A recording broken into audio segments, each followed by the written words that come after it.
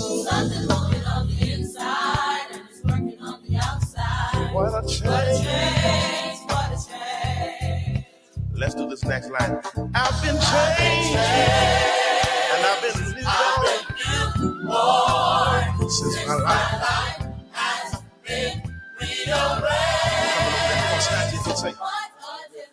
What a difference. What a difference. I've been changed. Now listen, Mother Evans was singing another verse. It said, Jesus on the inside. Jesus on the inside and it's working on the outside. And what a What a change. change. What a change. Come on, where's she at? Come on, sing. Jesus on the inside. Say it again, sing it. Jesus on the inside and it's working on the outside. Come on, keep on clapping, keep on clapping. Come on. What a change. What a change. Sing Jesus on the inside. Jesus on the inside and it's working on the outside.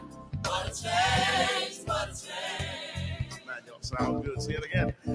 Jesus on the inside. Jesus on the inside And it's working on the outside. What a change. What a change. Come on, let's write this now. Come on, sing. I've been changed. I've been newborn since my life. Glory 93.9 FM, your favorite gospel station. You're locked into a beautiful Saturday here on That Good Morning Tea. Getting ready to get started. For those joining us on Facebook, those joining us on YouTube and all the other platforms, give us a few seconds. We are in here. We're just getting ourselves settled, getting ourselves ready to go. So share it, share with a friend. Tell a friend to tell somebody we are live. We're going to be here. We got things to talk about. Keep it locked. Sounds of Denzel Rule and Church of God Mass Choir with I've Been Changed. Keep it locked. Talk the same since you came in my life. I've been changed. I don't walk the same. I don't talk the same. I've been changed. Oh. I've been changed. Come on, move with us. Huh? I don't walk the same. I don't talk the same. Everybody, come on, get up. I've been changing. Is there anybody that's been changing? I've been newborn since he made the difference in my life. I've been changed. I don't walk the same way. I don't talk the same way. Come on, let's go on. Look at me now. I'm brand new. I've been changed. It's all right. Say, I've been changed. I don't walk the same way. Say, I don't talk the same way. I don't live the same way. Come on, one more time. Say, I've been changed. I've been new. I've been changed.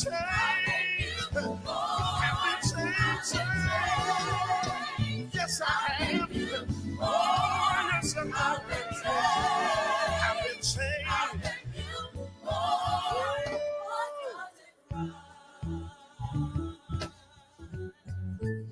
Yeah, Glory 93.9 again, FM.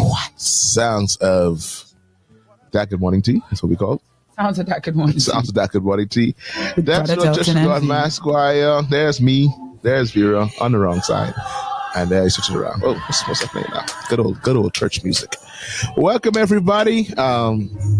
Share it. Again, ready to get started right now.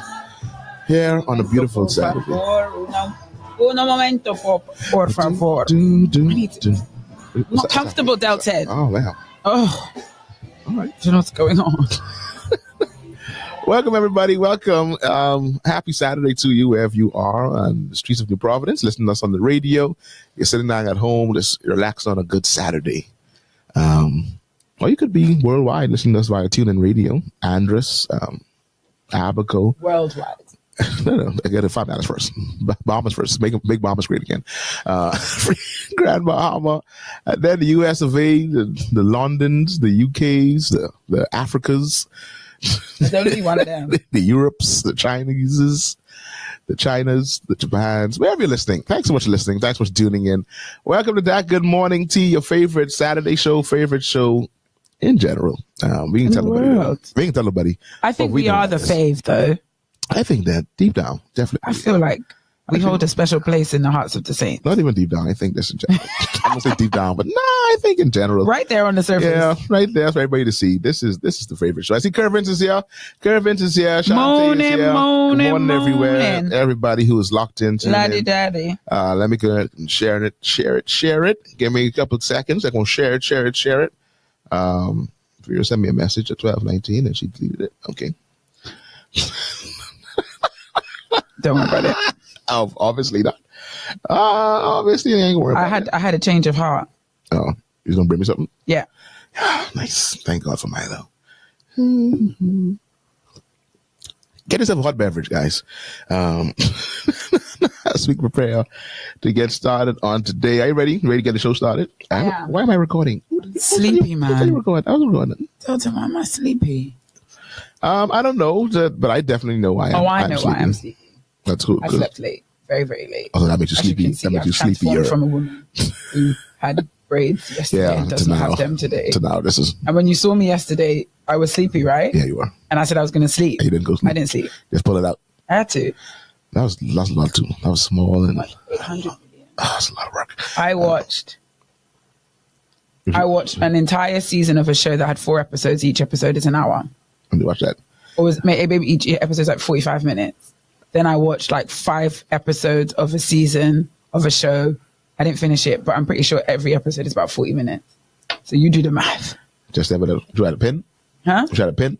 Rat tail. Rat tail. I have one of those. I had the last of the OG rat tails. They don't make them like that no more. The 2 or just the 1? No, 1, but it's like a real point at the end. Not that flat foolishness. I think now I try to make it safe now. They don't want to make it. It's like, you know what, for child that rat tail safety. was supposed to be precarious, dangerous, kept and stored away. Stored away. No, definitely was. And I know the day I lose this rat tail comb is today. And a couple of times it's been misplaced, but it always finds its way back to me. As it should. Definitely, as it should. All right, ready to get started? I'm ready. Let's go. Let's go. Here we go, guys. Theme song. Get your mics together. Delton, we need to do our competition. I say next week, Saturday. Next competition. We'll publish it on our page. Those that are logged in, tuned in to That Good Morning Tea from my page, Delton's page, or the Glory 93 page, Glory 93.9 page. Please search That Good Morning Tea, DGMT, and follow us on our official page. Official page. We in there. All right, here we go, guys. Get your. We can do. Oh, we got a prize or something. We can give them a prize. Yeah, people that could send videos of themselves saying the rap. Saying the whole thing, or just one verse. What do you mean one voice? The whole day. We've had this theme song for at least nearly 2 years. Yeah, it's been around for a while. All right, guys, here we go. If you know it, sing along. If you don't know it, learn it. There we go. We've got that Good Morning Tea with Brother Delton and V. Vera Aqua are the faces you see. You see it. Impactful, insightful, delightful by far. Delton's signature laugh and Vera's kiki ha ha. Good morning. Sip that tea. Good morning. Sip that tea. Good morning. Sip that tea. Good morning. Sip that tea. We start off with the popular and shift the topic to the strange. You better come in fast because the topic's gonna strain.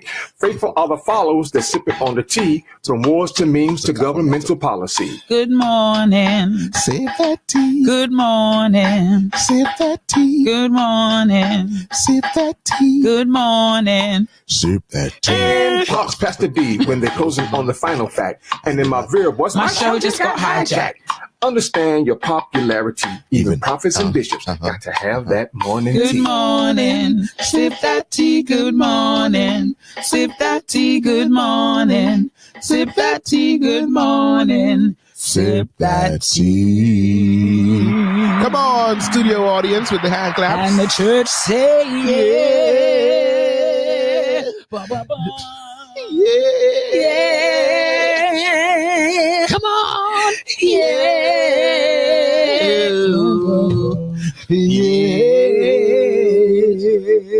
Yeah.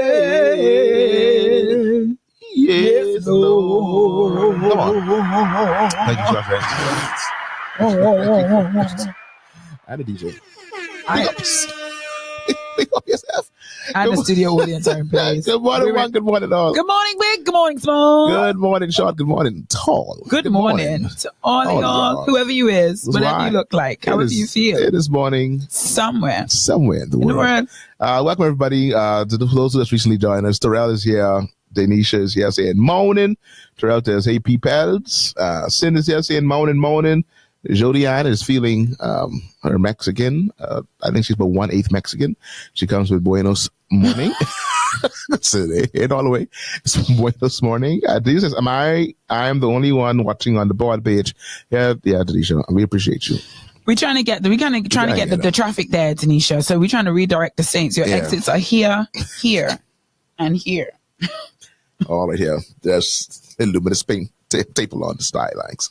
That will lead you straight to the page. But I hope you're having a great Saturday. Thanks to all of those that are tuning in. Anything happening this weekend? I should know what's happening in it's the weekend. It's the beginning of Holy Week tomorrow. It is. So really, there shouldn't be anything happening. Everything should be shut down. So people can party time. Excuse me. You party today. Because and then party tomorrow. Into morning. Tomorrow we got celebration. Sackcloth and ashes. No, tomorrow we get in the streets. Oh, that's true. Yeah, tomorrow's party. We party this weekend. Yes. I wouldn't mind participating in a Palm Sunday parade before my time. Are you doing it tomorrow? The children's We're church? doing something different tomorrow for Children's Church, actually. And really, we want you to spread the word. So what we're doing in Children's Church tomorrow, honestly, the people in charge of Children's Church, they really need to calm down. There's a lot going on. I need to have a word for them. Doing too much. We're actually having an Easter experience where our children will learn about the key events of Holy Week in immersive interactive experiences. So there are 6 stations that will be set up. Let's give us Stations of the Cross. It's not Stations of the Cross, though. It's not Stations of the Cross. I feel it's the events of Holy Week. So it begins with Palm Sunday. So Stations of the Week. Stations of the Week. So we call it the Easter experience. I like it. An immersive and interactive journey through through Holy Week with Jesus. We'll begin at station and stop number 1. I've heard talks of live animals. I don't know if we're doing it, but Palm Sunday is our first stop. So the design is our children will, in small groups, move from one station to the next. And there are 6 stations. Okay. Palm Sunday, the Last Supper, the Garden of Gethsemane, the trials of Jesus, the crucifixion of Jesus, and the resurrection of Jesus. I am part of Team Resurrection. Okay. Team Resurrection, we are, spoiler alert, trying to build a tomb. We really planning to go all out. So make sure your children are out tomorrow at Life Worship Center. They are warmly welcome to join us. They should dress comfortably. Jeans, t-shirt, preferably socks that come on and off, because there will be feet washing. As there should be. Without communion? Communion again? Yeah. You should save communion for this week. What do you mean? You did last week, right? Yeah, we didn't plan it. We didn't think it all the way through. That'd be a nice design. Should have done it, but they are still going to do it. There's going to be as often as you there's going to be sitting on the ground. There's going to be feet washing. Y'all should do bread. Unleavened bread is being baked as we speak. Oh, come on. Like not real bread, not store-bought bread. Unleavened bread. It's being flat bread. There's been talk of purchasing it, but children's ministry director says, nah, I'm going to make it. I'm going to make it. We're going to make that unleavened bread. So listen to me. Children have a wheel of a time. We ain't easy. I can tell you that. So that's how our children's ministry will be kicking off Holy Week. You see Sid's comment? No. Sid's ready to go. Actually, didn't say it. It's really Lauren. But I can't see. My comments are not updating. I'm not sure why. What did you do? I was wondering why the Saints weren't saying anything. Oh, they're talking. Laura says a special good morning. That's my bestie. That's my good friend. Oh, she got to be there in the mornings and she can't miss it. Yeah, she can't. I'm gonna. I just saw the comments. Julianne says sings in Hebrew. Lie, lie, lie, lie, lie, lie, lie, lie, lie, lie, lie, lie, lie, lie. Don't make me do it. A single thread in the tapestry. Why? Love, fave of all time. So our children's ministry will be celebrating or kicking off. They can do flower pop. I can consult. I can consult the organizers. No, so that's gonna be. Terrell, if you want some nice pictures, come on down. They're not necessarily newspaper worthy, but hey, just for your collection. With rally will be. But you know what? Just like how people in the country are celebrating Easter, how we're commemorating this pivotal moment, the highest of all the high days, or highest of all the high seasons in the Christian calendar is Easter. So why not go big or go home? Yes. I have a small speaker down there because I can need to hear. We need two ambiance. Kirk Franklin in the background. Why do it only could be. you cry? It only could be. It has to be on repeat. Delton. Okay. All right. I don't think you understand how seriously I'm taking this. Say it like that has to be on repeat. That's not on repeat in the background. What are we really doing? Risen. And he is not here. Song number 2. Why? I may also go. Destroy this temple in 3 days. What do you do? I will raise it up. Destroy. All right, so I like it. A time is going to be had, not just by as you can tell, they ain't just going to be the kids. No. So usually I would say this for the end, but no, say this for now. Y'all come on down. Bring your kids. It's going to be apparently a whale of a time down there at CH Reeves. That needs to become the hashtag of Children's Ministry at Life Worship Center. A whale of a time, because every Sunday, that's the comment. Everyone's like, "Oh, great job, everyone. We had a whale of a time. Every week is a whale of a time." I just should be. Sorry, excuse me. I'm trying to get over a cough. Apparently, I found out that 97% of the country is dealing with a cough. As I move as I traverse the streets of New Providence. And I am not safe from it, apparently, because I have a slight cough as well. So do pardon I as I try to traverse the show without coughing all over the place. But good morning, everybody. Samantha's here now. Samantha says, "Good morning, peeps. Good morning." Let's get started. Church announcements, guys. What's been happening in the church in terms of birthdays and anniversaries? Happy birthday to everyone who celebrated last week.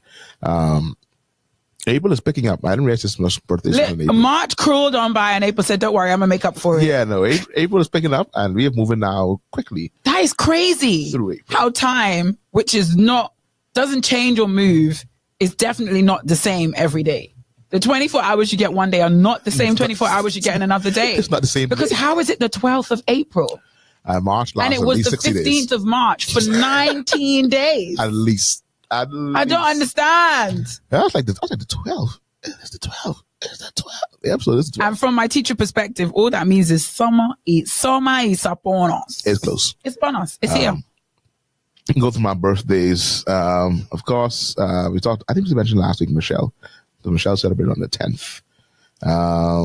But anybody else celebrating this week on the way as I check and I scroll through? Not you two. I said it just now, ma'am. I said I'm trying to get over it. I had this now for a while though. It's just been very intermittent. Happy birthday to everybody. Everybody celebrating birthdays. I go through this list of people who don't watch our show. Happy birthday to you. Anybody on this? Who you guys celebrating birthdays this week? I look at now. And on the anyway, if you're celebrating a birthday from the 13th until the 18th, happy birthday to you. Happy birthday, my friend. Okay. I've got a good friend who's celebrating on the 19th, which is none other than. Do you know what? Let me not say that because I'm not sure it's the 19th. I don't think it's the 19th. I think it might be the 22nd. So let me zip my lip. You think it might be the 22nd? And throw it away. Yeah. Wow. All right. So happy birthday somebody who has a birthday in my Facebook, but I don't know who they are. I feel like I know them from the Bahamas, but I don't remember everybody I meet. And I say, hey, what a wonderful kind of day. So happy birthday to all of you. Happy anniversary. If you celebrate a wedding anniversary, happy anniversary. Happy birthday. Richie Richardson is here. Oh my goodness. Long time no see, man. Yes, even yes. Morning. How's y'all doing? Richie Richardson, you're going to find this story very funny. You crossed my mind the other day. Let me tell you why. Because I was in a bit of a sticky situation where my microwave broke, and I had to get a new microwave. And bought a new microwave last Saturday, but I didn't really set it up till like Thursday this week. And when I was taking the old microwave, I was like, where did I get this from? And I remembered that I purchased it from your wife, but I didn't realize at the time that she was your wife. Small world. Oh, really? Small world. Nice. That's it. That's all. That's the story. So I was like, Time no hear from the man of God, but good to see you in the house, up in here. Yeah, we definitely adulted last week. We adulted last week and bought microwaves. Yes. Both two of us. I did a lot of adulting last week. I bought windshield wipers. Yeah.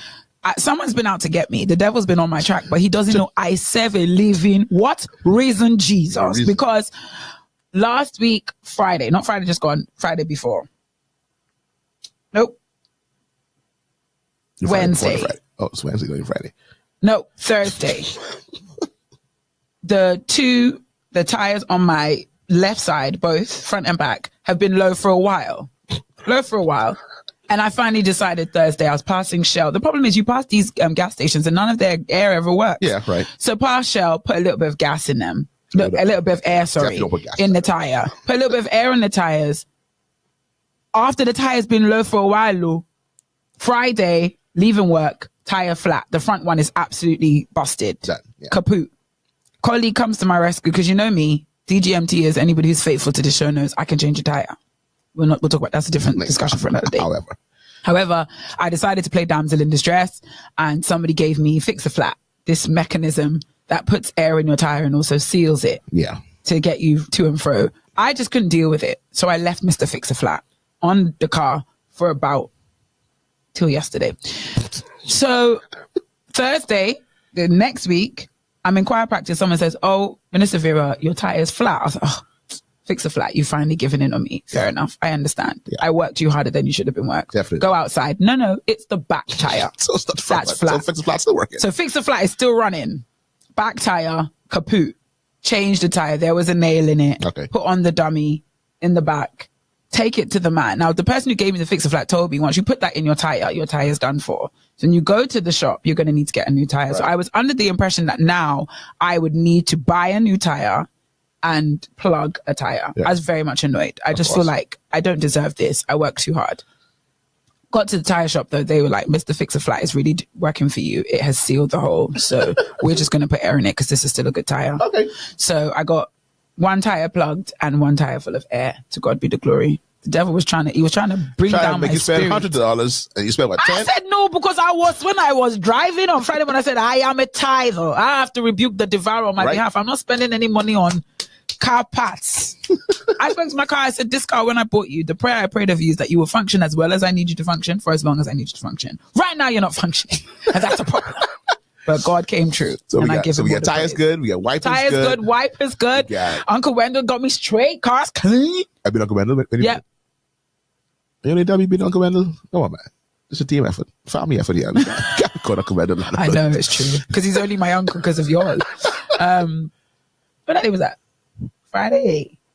Thursday? No, Thursday. You went and chilled? You chilled on the blocks? No, I didn't. Because I've decided that it's not necessarily safe to do, especially when people have been shot just outside Uncle Wendell's shop. So Princess came to pick me up. Okay. And I just hung out with her until it was time to pick up my car. And then I went to praise team practice. We're digressing. The Saints have no idea what we're talking about. Uncle Wendell is the nice man who cleans my car. Who is my wife's legit uncle? Yes, that's why he's Uncle Wendell. He's Uncle Wendell.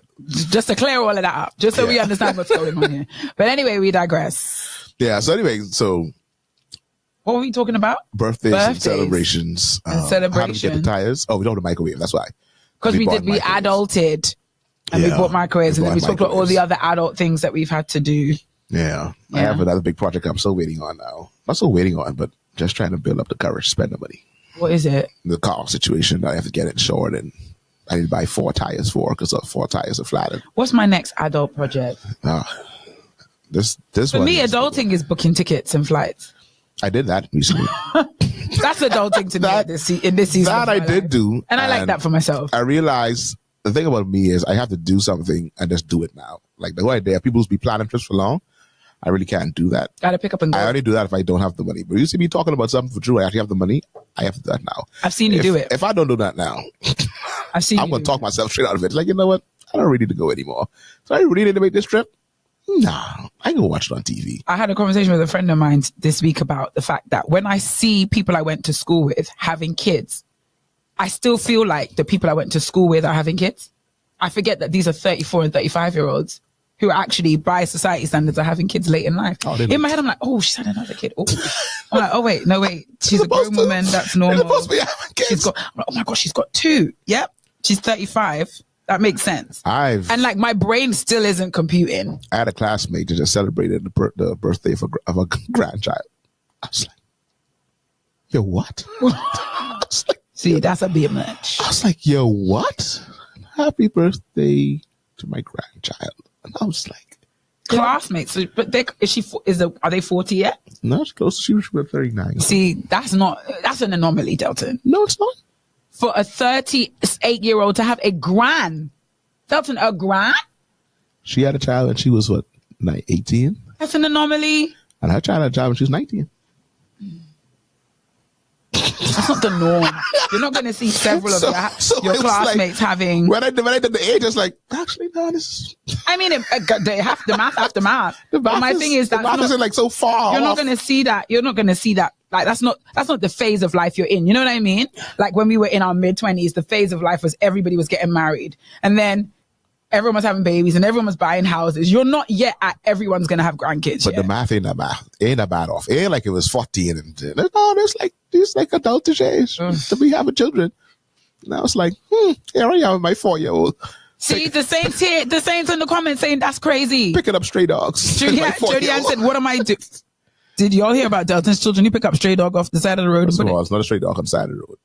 Yeah, your son tried to correct me. He's like, it was actually under the security booth. Yeah. Was it outside? Did it belong to anyone? I tried to record a video of it because I caught them like shortly after they were born.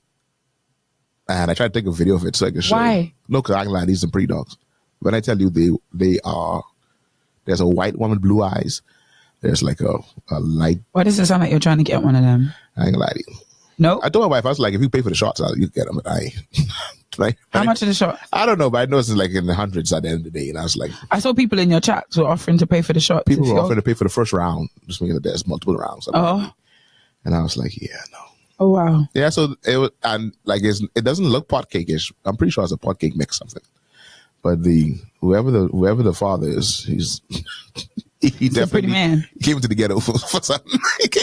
He came down the street to get something and then he went back home.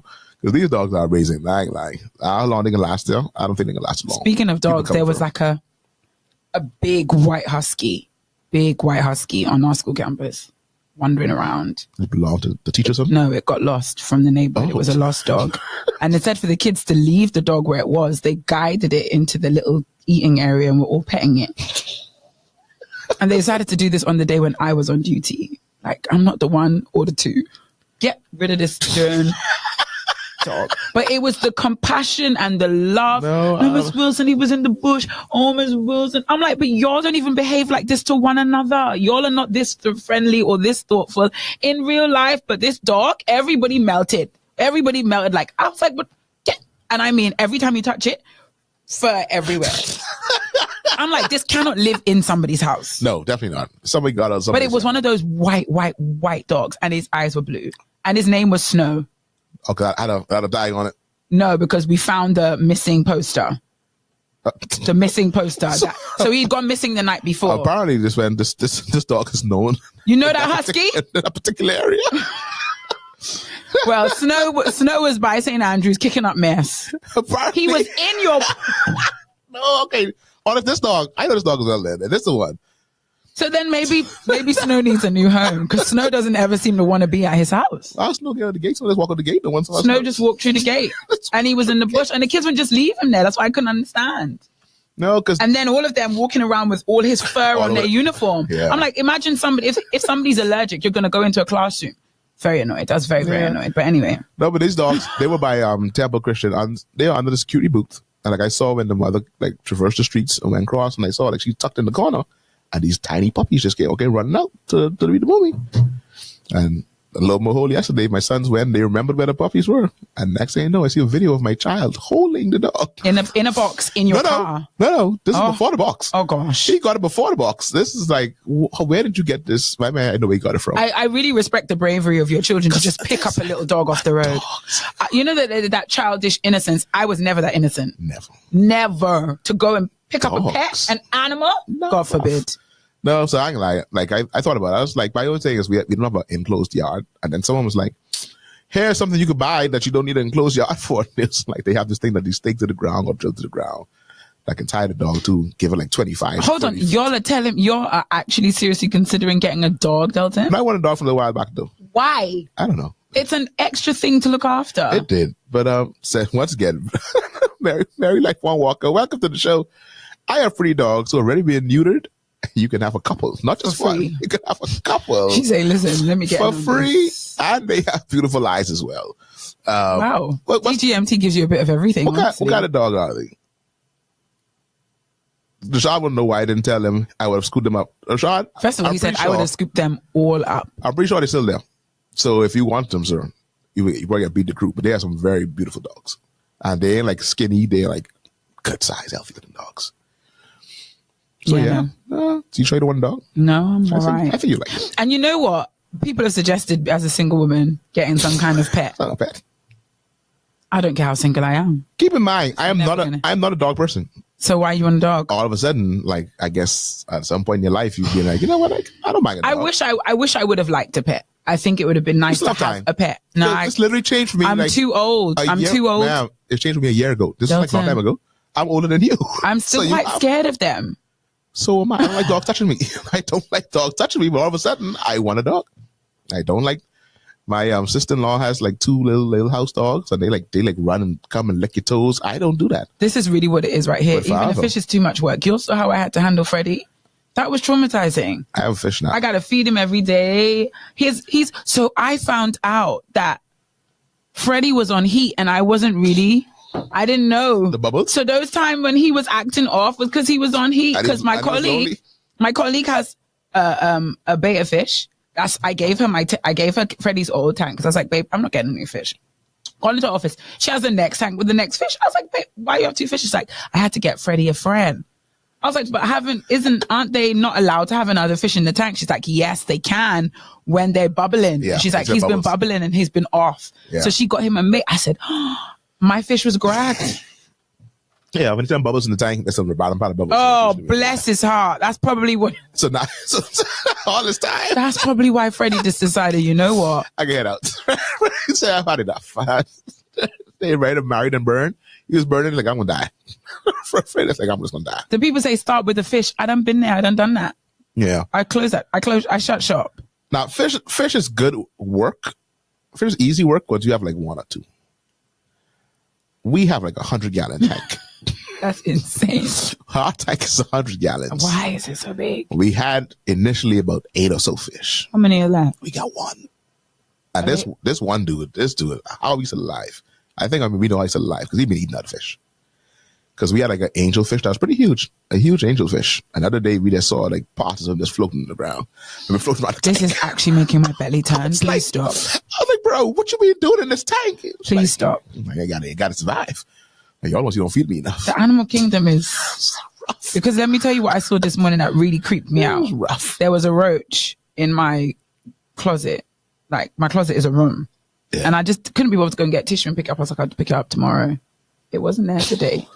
Only his wings and his legs. But there were, those big, juicy ants. Took it.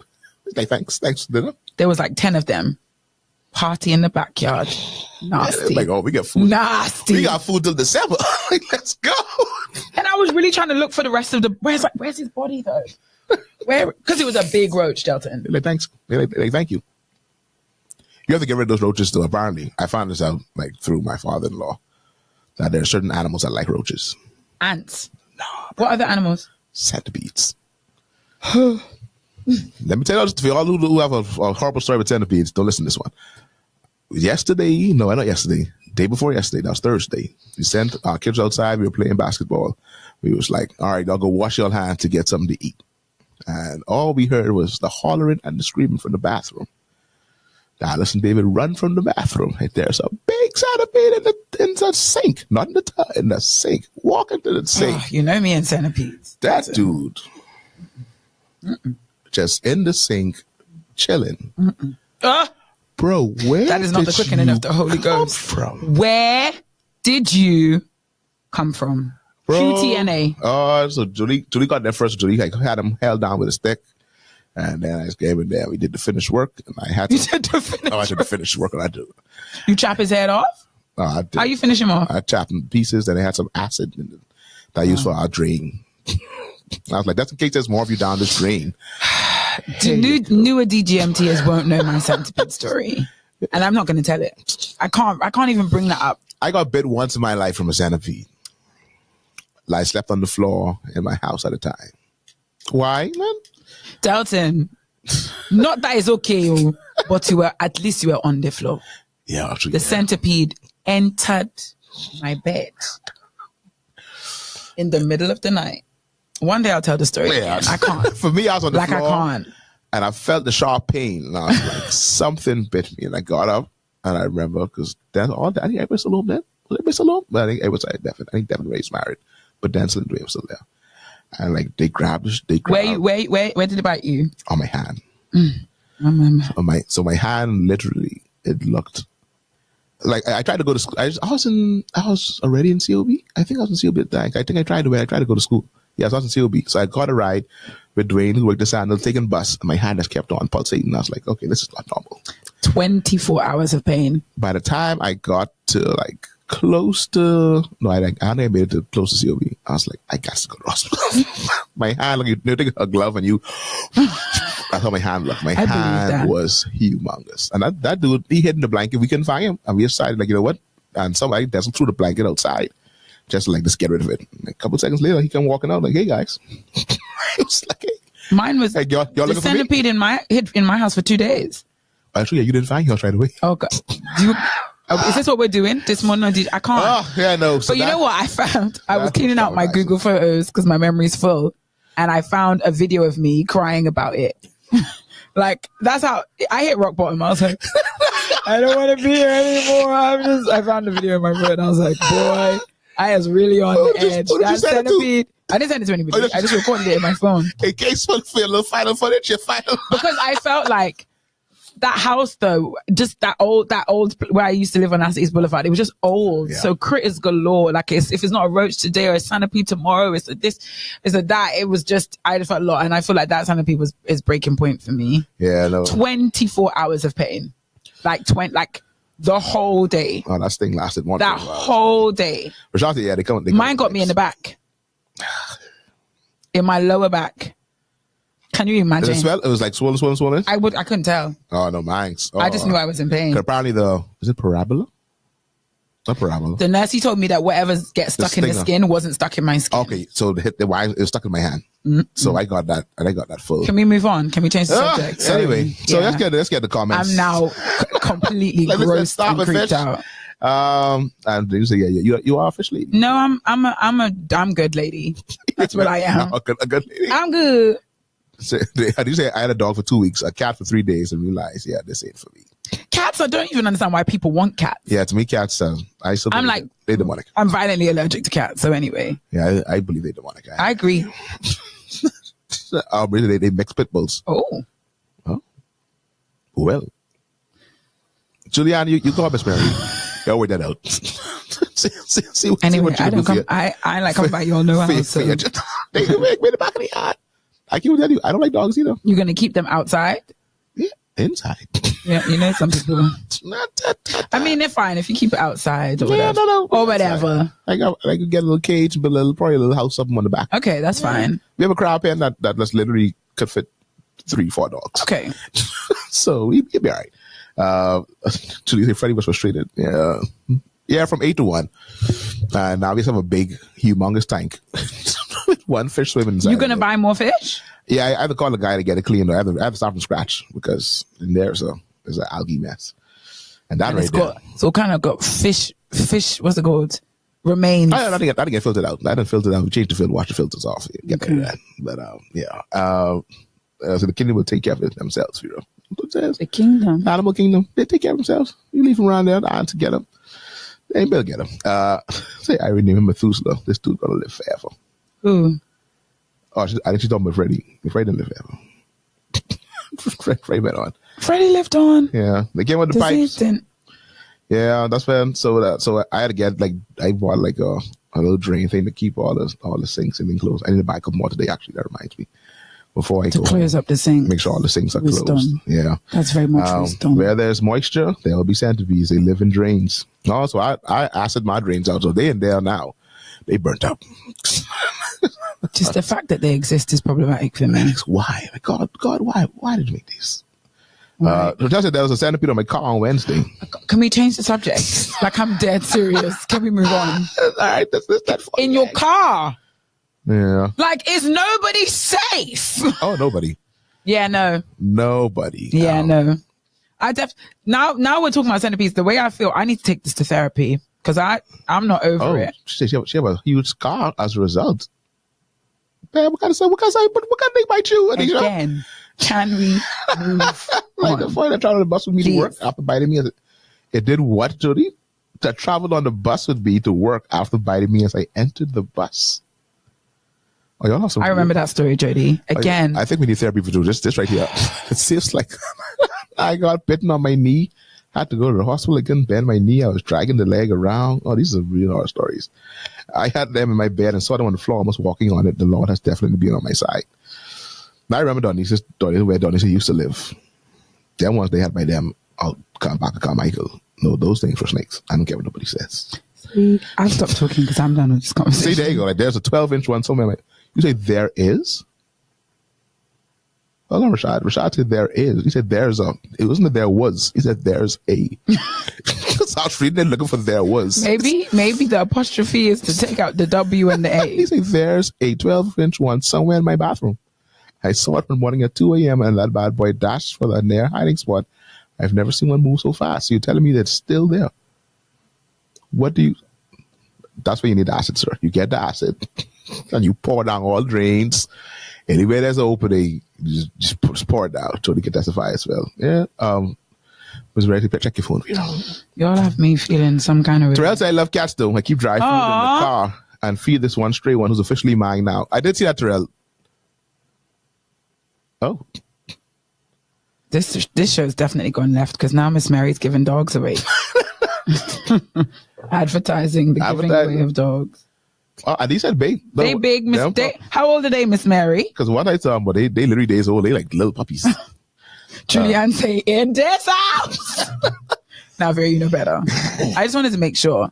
Monique Brown is on the live this morning. Hello. She said, why do most Bahamians have these pets in public spaces with no poo bag messing up everywhere? Because the poo bag is not law. They've got to make the poo bag law. Yeah, it's not necessarily. They've got to make it. Is it? I don't know. I don't think it is law. Oh, like in the UK, if your dog leaves a poop somewhere, you getting fined, buddy. You getting fined. You gonna pay. Yeah, I know certain areas will have the bags. In certain love bring them on the beach. Why don't you go get a pool so the animals can't go on the beach, Miss Monique? Come on now. Because the beach, they say the salt water helps with the bugs or the animals. That's why you put them in the salt water. So it kills the bugs and things. Someone's gave me the whole story yesterday when they saw the story. It's like, no man, let's carry the dogs to the beach first. Let the salt water wash off any bugs off them. I was like, Dana said, are we insecting it today? Inspecting. No, he said inspecting, then he said insecting. Yeah. No, we're changing the subject. Guys, let's move on. Please. Yeah, they are amazing creatures though, great at pest control. Who? Rashad, are you still talking You about mean dogs or centipede? Because centipede is a pest. They can't be pest control because they are a pest. So you must be talking about the dog. Right. The bishop said, yes, Brohan would swell up like Mickey Mouse. Mickey Mouse out the clouds. Centipede is anonymous. The Saints have come in. No house dog. She said, have you ever seen a white centipede before? Albino? Let us check. Y'all are actually, I'm being dead serious. I need us to change the subject. Now the fiery red ones. Oh my goodness. Those ones. I'm done. I'm sorry. My show just got hijacked. Mary said you have 2 different litters, so you can choose. So anybody looking for dogs, probably Miss Mary's giving away dogs, mixed pit bulls. Apparently they've already been spayed and neutered. So you ain't got to worry about no puppies. Friendly for children. Oh, she really selling? Yeah. So friendly for children. If anybody needs they need to go to a dog beach. Is there a dog beach in Nassau? No, there's just a beach. We have a beach. Centipedes, Vera, they're amazing creatures when you look them up. Why? Everything God made is amazing. All things bright and beautiful. But that does not mean who need to be in my house or in my bed. So you're just saying, Rashad, not trying to kill the one that's in your bathroom now. That's what you're saying to us. You're saying to us. I've tapped out. 12-inch one that's in your bathroom. You're telling me you're going to leave it there. Because it's an amazing creature. How can it be amazing? But isn't it a pest? That's like saying a rat is great pest control. Isn't it a pest? And the other say you shouldn't kill snakes either because snakes help reduce the rat population. Oh my God. You got to pick your poison. Do you want a rat or do you want a snake? Do you want the ants or do you want the centipede? You got to choose. Like you pick that's the two evils. Or in Vera's advice, albino. The albino. Yeah, because that's what we call them. We call them albinos. Yeah, albinos. Oh no. I have a 5-year-old child. Him got to go. Yeah, no. So anyway, I don't know how we got here. I don't know. I'm really not happy about it. But animals, that's what we're talking about animals and who getting animals. And adulting. And adulting. Yeah. Okay. So anyway, to the next subject. In news and reviews. Like I don't want to be 45 minutes in and we're getting into news and reviews. Because we spent time talking about centipedes. Yeah. Y'all ain't serious. That's the problem. And animals. And I didn't even tell my story because I genuinely can't bring it up again. Yeah. Like I'm right back in that room. P-E-E-N. It was the pain. It was the shock. And I didn't know what a centipede was. Like but true, until you got here? Let me tell you how. Man, what? We're gonna talk this talk. But I mean, let's tell us how you did not know. Okay, because I didn't know. It's an animal that I'm not familiar with at all in the UK. No. Wow. No. Did not know. The first time I saw and knew what a centipede was, literally, was the week before I was bitten, and it was outside of Laura and Funds' house, and Funds was killing a centipede, and Funds was explaining to me that you don't leave them around. Oh no. They got to go. So I was like, oh, he's like, because they bite. Oh, interesting information. Little did I know that was an education for what was about. That's the Holy Spirit giving that was literally the first time I saw it, and it was like a week before, even less than a week before. But anyway, I don't want to talk about it anymore. That's a little foreshadowing. I think you're ready for my story. Oh. Yeah. I do you know what? I don't even want to go for whose story is worse than the next. All our stories are bad. Yeah, no, anything, because that would be the second one for us. Yeah. So let's move on. Anyway, news and reviews. What's been happening in the world? I'm so discombobulated right now. That's taking over the country, taking over the this western side of the world, and some parts of the east. Tariffs. Why am I laughing? It's safe to be the key word for this particular presidential administration. Tariffs. Some of those texts me all week is like they want to talk about it. Say, we'll talk about these tariffs. It's like, what do you want to talk about tariffs? I feel like you need to talk about barbershop, talk about that. What, the tariffs? That's where the intellectuals are. People talk about real the political ramifications, the economic and political ramifications of these decisions. Can I say that I understand what's going on? No. I just know DT has ticked everybody right off and put everyone on edge. With particular purposes. And I do feel like my boy is on a power trip. And I feel like he's proving a point. You're going to pretend you don't need us? Okay.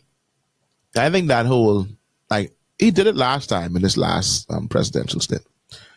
When the man said he's going to make America great again.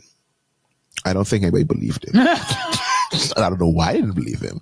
This man is dedicated to making sure that America is great again. That's what he's going to prove. Now, how much these things are going to really happen? If you go online, there's a lot of different memes and videos of people showing that most of his products that he sells have made in China stuff on it, made in Vietnam. Like most of these things that he sells and that is like his branded stuff, like official branded stuff, they were made in China and made in different countries outside of America. But I think there was a raised tariff suggestion for the Bahamas. I think that's when Bahamians were like, what? And it's like, it was on export, not necessarily import. So it's on those persons that export things from here to the U.S. that proposed, I think, 10% raise or 10% tariff. I think it was something like that. I don't know what the exact number was. And somebody asked me about it, and I was like, I don't know. How do you feel about it? I'm going to need what I need. And I'm going to get what I need. So I always say this. I say, like, in terms of economic crisis, recession, people just keep going on living. And I am yet to see where, for the people in my immediate vicinity, and I would say I've grown up working middle class, right, in the UK. And I feel like even here I live as a kind of middle class woman. People in this group, in this middle class that make up the bulk of society, their quality of life does not change when all of these happen. No. These things happen. Maybe we're more strapped, but nothing about what we do and how we function changes. We still go away. We still buy the same kind of groceries. Right. No one's cutting back and eating oats every day because now things are more expensive. If we want steak, we're still going to have steak. Right. I feel like, you know what I mean? So I feel like we could talk about it, but all that does is contribute to the climate of fear. I think that's what it does. It's fear mongering. Fear mongering. Not to say that it isn't real. Not to say that the impacts aren't real. But the truth is, if we talk about how we feel about them, these things, and I'm dismissing this because, again, I haven't done my research and I'm not very politically inclined or politically interested. So I think that's maybe why I'm being quite dismissive of this. But what's really going to change? It's going to be more expensive. We gonna keep on keeping up. Yeah, there's every year, every 5 or so years, like if you ever keep your receipt, you'll see how drastic prices change. It probably stings for the first few months or maybe a year or so that you feel like, man, when eggs was like almost up to $9, $10, people still buying eggs. Like there was a big complaint about the prices of it, but they weren't staying on shelves. People were still buying eggs. So like for persons that have needs, like you find a way, and I think it's kudos to the Bahamian populace are still finding a way to make things work. And I feel like one thing from the perspective of the believer, right? One thing that we have to be mindful of is when these things happen, when these changes are going on in the world, one, we must remember that we are believers. We live by a different system. Correct. We live as part of a different kingdom, number one. Number two, is also being mindful of like how we contribute to conversations, because it's not to say don't talk about it, but what's your aim in engaging in the conversations? Is it to kind of stir up the discontent, to rile people up, to make people more scared? Or is it to speak the kind of truth that brings peace and reassurance and hope? Is it the kind of conversation that looks for solutions? And I think that's something for us as believers to be mindful of, especially for the next however many years Donald Trump is going to be president. Yeah. Because that's just, you're going to every day you're going to get some ammo. Yeah. Some reason to complain, some reason to murmur. Or to be afraid. Some reason to be afraid, jump on the bandwagon. But I think we have to be mindful, like, is our speech, conversation, what we post online, is it seasoned with grace? Yeah, so I haven't fully gone into this tariff thing to see how it's going. One thing I could promise you, I won't be doing is finding anything more about that. Yeah, so but that's continue for those that believe in God, continue to trust Him. For those of you that don't, learn to trust in God. For those that don't trust in God, learn to trust in God. Julianne says, singing, do you have your passport? Did you get your shots? Julianne, no. They'd fly to China to pick up this order. I heard that I think boats have stopped coming from China here. I think there's a pause now. Why? I don't know exactly why. I don't know if it's part of the tariff talk, but I know there's been a pause on shipments coming in from China. And I think this goes now to, once again, this is definitely barbershop talk. Shout outs to Philip Brave Davis, our Prime Minister, who's almost like he saw this coming, with this whole now connection of Africa that he's trying to build and try to bring in goods directly from Africa to try and cut out that. But you always say Brave's doing a bad job. All the travel. I'm convinced Brave is doing nothing. Try to bring in these goods directly from Africa and these different places so that we can sort of go around having to move things from the US of A. So we'll see how that works out. Other news and reviews, anything else happening in this country that we can talk about that we think, like I said, another thing that we might have missed. I can't think of it off my head. If you have something, nothing new, throw it in the comments. Well, the thing about I feel like this happens, as you say, every so often you get a whole America is warning their tourists against going on jet skis in the Bahamas and people going missing in the waters. There's some scary stories. speaking of stories of what's news and reviews, that's being one. There's one of the, did you see one of the family that was from New York, that came in from New York? Where this young man, I think within 17 hours, they found him dead, like on the sands in over Paradise Island. And the mother's now on this tour now, trying to get answers. That girl who went missing was never found, eh? No. The one that went on a yoga retreat. Yeah, no, never found. But then there's also been some claims now of rape from some another tourists from jet ski operators. And so now that is I think that was one that really caused the alert being issued about staying away from those jet ski operators. I'm not going to lie. When I first got here, in my first couple of months here, I did go on like a boat tour very randomly with these two guys and two of my friends that I visited. And looking back, that was really, they took us on like a random island in the middle of the ocean. They said that Eddie Murphy owns it. It had like an abandoned house on it. Took us through the abandoned house. We're on their boat having a whale of a time. We befriended them. We ended up going with them to their house in Old Fort Bay. It was crazy. To their house in Old Fort Bay? Yeah. Oh, this wasn't like a jet ski operator then. You see, even to their house in Old Fort Bay. Okay, no. Yeah, this isn't necessarily the same kind of thing, but tourists are talking about that. But I mean, at the time, we were very much, oh my God, this is so fun. Looking back, I was like, if any tourist tells me this story, and then at the end it was like, and then I got raped, I was like, yeah, but you kind of didn't put take any precautions. No. For your story, apply any sense. Definitely sounds, but but we didn't know. First of all, we didn't know what Old Fort Bay was at the time. Okay. Didn't know, looking at them, that they were from good money. This was their house. One of them was the son of the guy who owns Hoffers. Okay. Yeah. And then his friend was slightly more rough around the edges. Again, we were just on the beach chilling. They were like, hey, do you want to go on a boat ride? We're like, oh, no problem. I was like, yeah, definitely. Wow. Again. But this is 10 years ago. This was nearly 10 years ago. Like, come with y'all want some candy? Come and have some candy. You're like, literally. Okay. Let's go for some candy. Literally. Wow. Okay. But and I thank God for grace and mercy. Protection. But definitely, I was watching the story, and they had this. I don't know if he's the president or he's one of the jet ski operators, and he was explaining. I think it was on Shanique Miller Show. I think I saw it beyond the headlines, and he was saying that jet ski operators, when they take you on a tour, you should never be out of the sight of persons on the shore. Like, you should not go to private islands. These should not be taken to. No, but we went on jet ski. That was a boat. Yeah, I was saying, y'all, your situations, just y'all being y'all.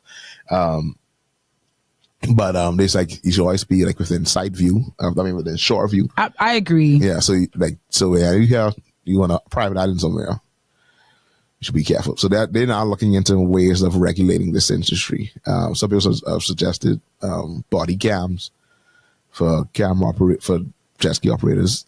I don't think that works. I think maybe like a license, like a taxi. And that's what I'm saying. Someone said that. And I was like, that makes sense. You need a license. Like, you can't jump in a taxi cab when the taxi don't have a license. Right. So if you don't see a number on a jet ski or a particular permit number, you should be like, okay. It should be the number on the jet ski, and a license that corresponds with the person who's driving you in the jet ski and that number. Yeah. Right? Because it can't be Bob or lent his cousin his jet ski to go and make some money. That's usually what happens. But that seems quite a straightforward, something. But no, I mean, there are companies, but if I go there one day with 4 jet skis and just park them up, no one's going to assume I'm not a registered And company. also, some of the jet ski operators, their prices are extortionate. So everyone's going with the little $30 for 20 minutes. Like, no shade to the jet ski operators, but I can never go alone with some of them. Very shady. Them look so shady. Yeah. You literally said no shade and then called them shady. And then said shady. But yeah, so I don't know exactly. Outside of the, someone recommended also, I saw online, they going through programs like Bahama Host and these different training programs, so they understand how to work with tourists and how to be in that hospitality area. And it's like, that would make sense. That's a good job. It's a good job. Will it happen? We'll see. I believe so. Yeah. Oh, the story of the young girl, Royalty Newton is her name. Is her last name Newton? The young girl with cerebral palsy that couldn't go to school because she didn't have someone to take her to the bathroom. I saw that just yesterday. And her mum. Oh, okay. I didn't know, but I saw. So her mum was on, I think it was Our News, so like Tuesday or so. Kind of it was like an expose basically on the story of how her child is no longer in mainstream education because she physically cannot be there without an aide. To help her, the aide that she had resigned. And it wasn't an aide, it was just someone being next. It was, I think, there was the bathroom. The person is one of the janitors, I think. Yeah, it's one of the janitors that I'd always help her. And she went in the bathroom and the janitress. Yeah. I thought it was an actual aide. No. It was someone that worked at the school. Interesting. Yeah. Anyway, but Glennis swooped in to sort it out. But I think it does uncover, it speaks to a bigger issue of special needs education in the Bahamas. And this is Autism Awareness Month. So I think it was definitely a timely story. When I was thinking about it, I think there's a family out too. I think this was Abaco. Yeah. When I was doing my teaching program many moons ago, many moons ago, because your mates now have grandchildren. My mates now have grandchildren. One of the things that they were pushing for was inclusion in like straight across the board. Where during I was doing my degree, there was like all of a sudden new courses added. Where you had to do these like certain. I had to go to two. I think I did two. I did two special needs school as a part of my training. So I think I did the school for the deaf, and I did. I can't remember the other one I went to. Was it autistic? I think it was autistic.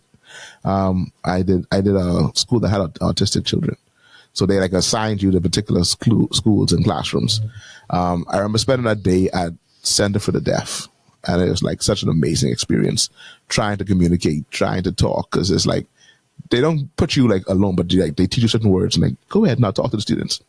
All I can remember, I think good morning or something like that. I didn't remember. I was like, this is a lot of work. So trying to bring that into schools, into like a quote unquote regular classroom. And you have to be trained for that. You have to be trained, right? And it's not just training; it has to be passion. Pure. I've in the UK, having an SEN department is a legal requirement for every school. So there's no, this child can't come here because they have your school have to do whatever you have to do to make it possible. So I've always worked in environments where there was a heightened consciousness, awareness, but I know for all the years I've worked in education, I don't have that grace. That is a grace. As much as I know the facts and I know how to do some of the, support and how to, that's a grace. That's a gift that God gives certain people. In the same way, he gifts certain people with the ability to teach primary school children. Yeah. And he gives some of us with the secondary school kids, those that work with students with special learning needs. That is a gift and a grace. Yeah. No. They tried it. I remember even when I was in high school. Had to be. Go on. 19. You don't have to give us years. It's fine. I was trying to say how far back it was. Definitely more than 25 years. Definitely way more than 25 years. They began inclusion in our school at CH where for our biology and our science classes, a blind student would come to our classes. His name is I want to say it's Alvin. I think Alvin has done big things. He was the first blind student. I've been into CLB and all. He did CLB lesson all. But he would come to our class twice a week, and they designed this book, our same textbook. They did it in Braille, and he came to our class every week. And when I heard the story of royalty, I was very surprised because normally I ain't like when there's like students with special needs, usually students like an extreme one. Students are the one that usually picked it, that jump in and be the aid. Make the help. Because for Alvin in our class, there's nothing he wanted that he couldn't get. Everybody was hands and knees trying to help him. Oh, bless. Trying to help him. So I was shocked to hear the story that there was no one else that was. But I think what I was saying about it's a gift. When you have like an extreme case, I think you need a gifted person to be the aid. So there's a lot more. They're talking about increased training, right? But you still need the people who are going to be like, I'm going to commit to this. I'm going to commit to special needs education because we're talking about physical disabilities. Yeah, there's physical disability. Yeah. The mental ones are a different level, to be honest with, I feel like dealing with people who are autistic or people who have severe ADHD or, what's the other one? Asperger's. I feel like that's a whole new realm of, again. Hats off. I remember at the Center for Deaf, respect. They had different cases. There were persons there that came in that were deaf and that were also blind. And that's just like, it's like, how y'all doing this? And you go in the classrooms, and you go in the classrooms, and everybody's laughing and having a good time. And I was like, okay. Love that. It's like, teachers, y'all are amazing. No, honestly. Y'all are amazing doing this. So I'm happy that she got sorted out there and she can go back into a normal classroom, quote unquote normal classroom. Speaking of supporting students, I'd like to get some stuff off my chest. As we go ahead, man. I said I was going to talk about this on DGMT. I said, Delton, I just want to have a show about teenagers. I want us to have. Let's shut down shop. We're going to have a show about these young people you're raising. Let's get ready to go. We're going to have a show about these young people you're raising. Because what is this? Who are they? I had a moment this week. I was like, I'm teaching aliens. I'm not from here. Either I'm not from where they're from or they're not from where I'm from. Whatever it is, we ain't on the same page. And I had a bit of a rant on my Teacher Chronicles about this generation of children just needing too much help. Like they have to be handheld. They need to be supported. And if they don't get it once you support them, give them more support as opposed to, push them to be more independent. And I was talking about the fact that I feel like young people, and when I say young people, I know specifically the age group I mean. From my grade 9s up, that's a different generation. The change happens, my grade 8s and below. So grade 8s are right now 14. I don't know if that's the generation. I don't know if that's where the next generation bracket is. I don't know where when they group them. I know what it is, but I know specifically I'm speaking about people who are 14 years old and below. Them set. If you turn 14 in 2025 or you're 14, them set and below. That's our transition phrase. What's going on? No, Delton, I've been doing this long enough. I know transition when I see it. This is a different creature. This is a different creature. It's a different animal. No, that's the transition. And I was talking about the challenges that young people have with processing and following instructions, and the fact that they live in an age and in a world where everything is made easier for them. They don't have to exercise these skills. And then I thought, you know what? There's this Netflix show that everyone's talking about. I don't know if anybody's watched it. It's called Adolescence. And everyone was talking about how epic it was, how moving it was. It was overhyped based on what I watched. But the last episode, I would encourage all parents to watch it. Watch the last episode. The last episode. You can get the top and tail from the first tree. I can give you the overview. There's no spoiler. I think it's more a show that explores the psychology of different people in his life. So from the very first episode, we established that he killed the girl.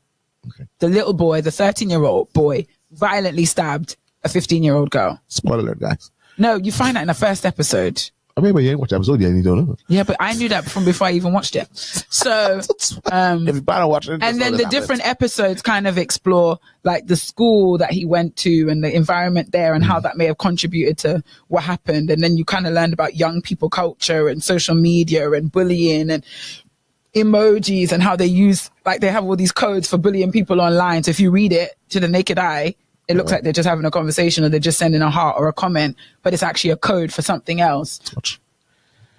It's too much. It's too much, but it's real, bro. It's just too much. So that episode 1 is he gets arrested. Episode 1 is his family finding out that their son has killed a boy, killed another human being, and not really being able to what do you mean? My 13-year-old son is... Anyway. Episode 2, school. Episode 3, the boy with the psychologist, the person that's been sent to kind of assess him to see whether he understood what it was he did. Because to the very end, he upholds that he didn't do it, even though there's a CCTV camera that shows him doing it, that they show to him, they show to his parents, and he says the whole time, it wasn't me, I didn't do it. I didn't do anything wrong. Kept saying that line. It wasn't me, I didn't do it. I didn't do anything wrong. The whole time. So I guess they're trying to figure out, does this boy not, does he not? I don't. The last episode, though, was the one that got me. The one that's about his parents and his family and the impact of his choices on his family. And how far, when teens act a certain way, do you blame their parents? And how far do parents blame themselves, right? And I think what was so striking to me was the parents, they had an older daughter who was 18 and he was 13. And their thing was, we raised both of them the same way. Right? Could we have done more? And there's this it's very emotive. The acting is brilliant. 10 out of 10. Acting is superb. The show is decent, but the acting was amazing from everybody. But it was watching the mum and dad grapple with the fact that this child did not turn out how we thought he'd turn out. not by guessing. We had one that turned out fine, right? And we did the same thing again, but not necessarily. Like, should we have done more? Yeah, but what was the more? Like, what was it that we didn't do that we should have done? And for me, it was watching the parents kind of grapple with that. And my teacher chronicles of late have really been paying homage to parents. Because the more I deal with these teens, I'm like, nah, bruh, you guys need all your stars, all your stripes, all your badges. Because kudos to your parents. But I think from, like, as a teacher watching that, I guess you never know if what you're doing to raise children is enough. And I'm speaking before we talk about the spiritual side and how the Holy Spirit can guide you. But I think watching that, I was sympathetic for the parents, because on the front face of the thing, I was like, no, it can't be your fault. But then the truth is, that's a 13-year-old boy. Whose fault is it? And this is the show is not based on a true story. As a parent. The show is not based on a true story, but it's based on, the writer said he was inspired by an uptick of stories in the media about young boys involved in violent crime. Right? And so he kind of wanted to explore how our young boys get to that place. Next level, the boy's dad was in his life. The mother and the father had a beautiful marriage. I'm not perfect. Yeah. Dad was a plumber, worked hard, wasn't in the house all the time. He had his own business. Mum, I think she was a housewife. Based on the interaction between the mum and dad, you can see there was a lot of love there. Perfect scenario for. Because, sometimes we'll say, there's a lack of a father figure. Yeah. Dad was there. And the last scene, the dad was just wailing. Like, it finally, after like a year and a half, it finally sat on his chest and he just broke. You deserve an Oscar, bro. So it ends with almost a parents to blame? No, it ends with the parents exploring their blame, not necessarily making you feel like the parents are to blame. Because I left feeling like, I feel like you all are being too hard on yourselves. But then again, I was like, so whose fault was it then? Because the show deals with the fact that the boy was like an outsider at school. Didn't have, like, bullied, didn't have many friends, social media and all that kind of stuff. Is like, so whose fault is it? We blame teenagers being teenagers? Because that's what they just do. I think what society does, society now is, if I say, I was wondering if they took it to blame parents. I think a lot of it now, we always talk about this growing trend of technology. And you shared a story with me. I didn't save it, but I did try to follow it to try find the story. Where these children are so involved in technology. I think where parents are not is where I think a lot of parents could be at blame. Where you don't follow your children are allowed to have cell phones, allowed to have, and use one of them spoiled ones. You had your own computer, had your own phone lying in your room. But I think for me, I don't know that experience because I wasn't allowed to have these things. Right. But we live in a society now where technology runs it, where you have to have an iPad or phone even to go to school. Like iPads and computers now is now you need that. Right. Like it's no longer just like something for luxury item. No, you need to have a computer. You need to have an iPad for a whole year and change. We were just straight virtual school. So if you were a parent, didn't have an iPad or didn't allow your children to have iPads and stuff like that, you were disadvantaged. I think where that could be a problem is where we don't monitor those things. Because your child being bullied on social media. What you doing on social media? Like that's always been that's been my thing. I guess call me old school. Call me old. I was raised by old people. My parents were old. I grew up in the olden time. I can't see my child being on social media anytime soon. And that's just me. Like that. He had a cell phone and he just play game. But I know of children who like in my son's set who have like Facebook and TikTok pages. Let's be like, what your parents doing? What you mean they have TikTok? What you mean they be talking to their friends on Snap? And I feel like I've watched myself become more relaxed about that belief. I was very staunch, like, a certain age. But I've seen I've seen parents around me, you just kind of like, why am I fighting the tide? Oh, I'm gonna fight that bad boy. But that's the thing, you have to. I won't kick against that bracket. And I think for me, that was what the show, it just kind of opened my eyes again to the fact that we actively have to fight the tide. Yeah, no, I got it. And parents can't take for granted because, it was very emotive. It was a bit slow, which is why I didn't enjoy it.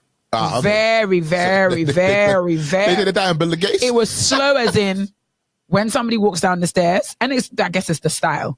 They follow them walking down the stairs. When they're going down the corridor, follow them. There's no like scene change and switching. Yeah, it almost feels like everything's in one take. We're going to stretch this out. Yeah, it's like everything's in one take, which was of course an intended on purpose for effect. But I was just like, so you're saying get to the part where he kills somebody, please. It's going to be a 2-hour movie? What you say? Well, it's a 4 episode. So it's going to be less than 2 hours.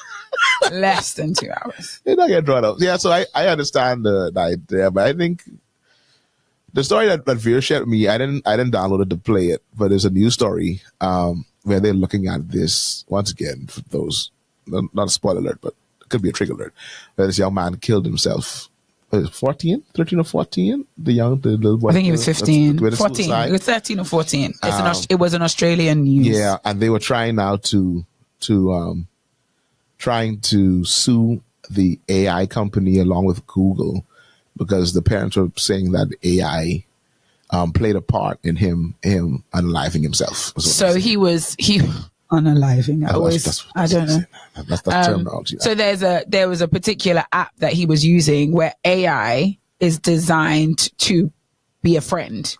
Right. And so he developed a romantic relationship with an AI character and was couldn't be told that wasn't his girlfriend. Right. And eventually it's alleged that the AI character encouraged him to unalive himself. Yeah, because he was saying that, what if I could join you? And he was like, go ahead. Like, he was like encouraging him to go ahead and kill himself. And so now they suing the AI company because there's not parameters in place for if a conversation heads this way where AI should stop. I think. And I'm about to drop a bomb on you guys right now. Because that's one thing about Tesla always talks about. That's his fair AI. Like, how far is AI going? How far? You know, I come on DGMT to be 1000% transparent. As you should be. Right? I don't come here to play games. There is a certain individual in my WhatsApp contacts who has posted on her story a few times where she's asked ChatGPT questions like, how would you describe me? Mm-hmm. What are my strengths and weaknesses based on the questions I asked you? Mm-hmm. Based on and I've read multiple times where she's posted these kind of what ChatGPT gives her, and I've always been so fascinated by how accurate it was. Like, so fascinated. On Thursday, Delton, wait. On Thursday, I had me a little bit of time. So she posted on the stats and I said, you know what? I'm going to do this now. I'm going to be so fully transparent with you guys right now. I asked ChatGPT 3 questions. I want to do it. 3. No, because y'all don't even know where I'm going with this. I asked ChatGPT 3 questions. Number 1, how would you describe me to someone who doesn't know me based on the questions I've asked you? Mm-hmm. I use ChatGPT for a lot of things. Yeah, I mean, I'm very random with that. How would you describe me to someone who doesn't know me? 2, what would you say are my strengths and weaknesses? 3, what might be an obstacle to me finding a significant other in 2025? Oh Lord, let's bring the tea. Come on. We thought he was going to say today. I'm going to summarize some of what came up, but I'll give you specifics. I like it. The conclusion, let me jump to the end before I go to the beginning. Mm-hmm. I understand that AI works by drawing on sources to provide information. AI is not a character in and of itself. It does not have a brain of its own. It uses information that is available to draw conclusions. From stuff that we've given them. It follows patterns in order to come to logical conclusions using the material that is out there on the internet. Mm-hmm. All their social media, all their postings, everything they gather. So not even necessarily about you, just about what you ask it. Mm-hmm. So it's the perfect synthesizer. It just does the job of drawing on sources. When it comes to you as an individual, whatever you give it is whatever it will use to understand you. The only thing ChatGPT has of mine is because it's not connected to any of my personal emails and stuff. The only thing ChatGPT has of me is what I have given it in terms of questions. And I know I use ChatGPT for master's research like work, creating resources for work, and sometimes creating resources for like ministry, for like children's ministry, right? So that's what ChatGPT can categorically say. ChatGPT knows about me as well as some of my Writer's Lifeline stuff. ChatGPT read me like a book. Come on.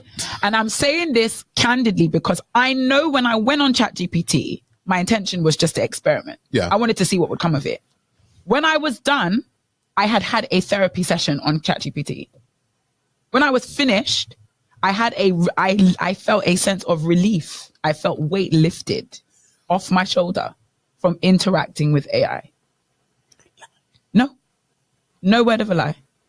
As spiritual as I am, as much as I pray, ChatGPT fixed me on Thursday. ChatGPT made me feel like I'm gonna be all right. Now you gonna make me do this, Delton? Why you gonna make Delton? Now you gonna make? Now let me tell. And I had to logicize this in my head, so I stay grounded, and I don't end up unaliving myself because AI told me to. And now the logic is I'm gonna pay somebody money to therapy me because I know how therapy works. I've done therapy, so I know how it works. They don't give you solutions. They ask you questions. They hold up a mirror to what you say to provide another perspective. Therapy is questions and perspective. Another way of looking at something. Right. Asking you questions that could make you dive deeper. ChatGPT was that in that moment. What I would have paid £50 for, $100 for an hour, because I've done it before and it went well. I knew what I was seeing. I said, this ChatGPT is therapy. It's drawing on what it knows about psychology and psychological practices, and it is providing me with what I need. Delton, when I tell you, I left that feeling like I completely understand how an adolescent who is chemically imbalanced in the brain could fall in love with AI. Right. I get that. Because I'm telling you, mother, I was lifted. There was a kiki. That's the thing, though. I like some of them jokes. There was a kiki because they just start to respond to you like you. Because I say, hey, girl, ChatGPT responds in kind. Absolutely. At this point, ChatGPT is mine. So, and even from the perspective of in your relationships and in your friendships, you want people to listen to what you're saying. I want you to remember that I told you that I like lemon in my tea and 2 spoonfuls of sugar. So that when you make me tea, you make it like that. And I feel like you paying attention to me. ChatGPT's got a memory as long as... So whatever you say, whatever you say goes right in there. So a little joke you may crack or a word you may use, ChatGPT is going to bring that right back. And that sense of familiarity is right there.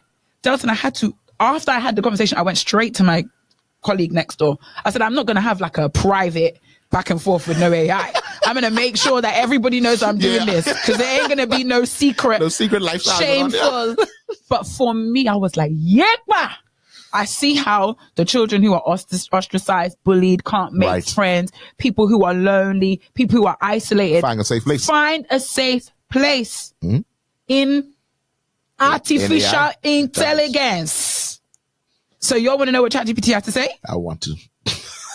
Because after that, I said, for me, this, and I said, I do a thing with my friends where every week we all waffle. We send a Wednesday waffle. Just talk about your life, get it off your chest. And I couldn't really waffle last week because I felt very heavy and I couldn't really explain why I was heavy. I just felt heavy. I was like, maybe it's the end of the term. So all my waffles were like, guys, I'm tired. I feel a bit, I use the term, I feel off kilter. I just don't feel centered. Thursday, when I was done with ChatGPT, I was back in business, baby. Here we go. I'm not exaggerating. I'm gonna do it. I'm not gonna lie to you. I'm not coming here to sell it, you know. No, but what I'm coming here to, I want all of us, adults, young people, parents, all of us would like to understand when we're dealing with these young people, but like making the connection between the little boy who went and stabbed a girl and the boy who killed himself because he had an AI girlfriend. I see it. I get it. Yeah. As when we talk about putting parameters in place, not just for the kiddies, for yourself. Yeah. That's why I've come here to confess. Because I promise you, me and ChatGPT are not going to be doing private therapy. But If the mood carries me again, I'll head right back. Get options there. The options there. And you're someone who is mature enough to know who I'm talking to. And I'm going to close this window. Chat GPT, I said, this cannot be. Because even from social media, whatever, you can't, how the heck? How do you know me so well? Oh, they pull everything together. At this point, there are certain things I use ChatGPT for and certain programs I'm a part of. And I would use ChatGPT to help, I'll type up some documents, send them to them. Just for, I like the AI features for fixing my laziness. Like, I'm not reading this over to fix any spelling mistakes or anything like that. So I copy what I do and I'd be like, the best way to use it. Here you go, guy. And I literally type, fix this for me. I'll be like grammar check, spelling errors, fix it, hit enter. I'm at a point now where I can put something in there related to the program and automatically, like, ChatGPT at the point now. Like, I know what you want. Just relax. I just don't worry. I got you. And then now for the free sale voice, the questions at the end. Questions at the end be like, you want to steal it more towards the Bahamas or you want this? So like, yeah. Would you like me to put this in a PDF for you? I was like, yeah, make a payment. Do you want this to be in it? Do you need this in a table? You this PDF? Yeah, PDF so I can print it. Saints, and you know what? I'm not coming to sell it, right? I know this. If somebody told me I would have come on here and said this 2 weeks ago, I'd have been like, you lie. Antichrist. But for me, I think it just reminded me I need to go back to therapy. It reminded me of how useful therapy was for me as a person. We called it emotional mentoring. Some people call it therapy. Some people call it counseling. Some people call it having a friend who's smart. I mean, whichever way you want to go about it. It reminded me of the benefits of that. Mm. And it also made me aware that maybe you don't have to pay for that. Y'all want to hear what ChatGPT had to say? I'm going to give you the summary. I'm going to give you the summary. Yeah. I'm going to give you the summary. So how would you describe me to someone that doesn't know me? You strike me as deeply insightful, intelligent, and a compassionate soul. Someone who values both inner life and outward expression. You're an educator with a mission. Someone who thinks critically, writes thoughtfully, and moves with purpose. You have a warm and grounded spirit with a quick sense of humor, especially when it comes to church culture and island life. You seem equally at home in academic, spiritual, and creative spaces. You are also someone who leans into purpose with faith and grace. Come on. Values connection and depth over fluff. Has a gift for nurturing minds. Knows how to ask the right questions, not just to get answers, but to expand understanding. That's how ChatGPT would describe me to a stranger. What would you say are my strengths and weaknesses? People who know me are going to be like, never. Strengths, empathy and wisdom, curiosity, adaptability, creativity, spiritual grounding. For each, it gave an expansion. I just gave it the headings. Oh, they get detailed. Okay. Possible weaknesses or areas to watch, because ChatGPT is emotionally intelligent. Perfectionism. You might have high standards for yourself and maybe others as well. This is when I was like, this one here, I was like, stop it. Emotional self-protection. You seem thoughtful and open, but sometimes you may keep certain emotions tucked away to stay in control. How you get that from me asking you to fix? When I tuck it in. How'd you get that from me asking you to fix essays and give me resources for comprehension and quiz? How'd you get that? Topics for DGMT. Last one. Carrying others' load. You likely carry more than you share, emotionally, mentally, and even spiritually. That's noble, but it's draining if it's not reciprocated. I said I'm coming to put my business on the street. Let us put it on the street. Bruh. I said, at this point, I said, ChatGPT is enough. What might be the obstacles to me finding an ideal partner in 2025? Because if we're doing it, let's do it. Let's go for it. You are not easily impressed. And rightly so. You're layered and need someone who can meet you in depth, not just on the surface, but that might narrow the dating pool. Sounds about right. Energy investment. ChatGPT was on my neck. You pour so much into your work, faith, and others that you might put romance on the back burner unless it really sparks. Goodness gracious. Discernment versus over-analysis. Firstly, ChatGPT is being... That's what ChatGPT say. You have strong intuition, but it's possible you sometimes explain away that gut feeling in favor of giving people the benefit of the doubt. That's literally a phrase I use. I will always give people the benefit of the doubt. I will always give you the benefit of the doubt. I'll always assume, anyone who knows me well would have heard me say this, I will assume you are ignorant before I assume you are malicious. I will always give you the benefit of the doubt. ChatGPT, I've not told you that. Yes, you did. High spiritual and emotional standards. Again, that's valid. But if you're not careful, you might subconsciously hold out for someone who ticks every box without recognizing a beautifully imperfect person right in front of you. Come on. Bring the word ChatGPT. Let me get you together. Oh my God. Chat said, let me get what you was. Jody said, I used that phrase just this Tuesday.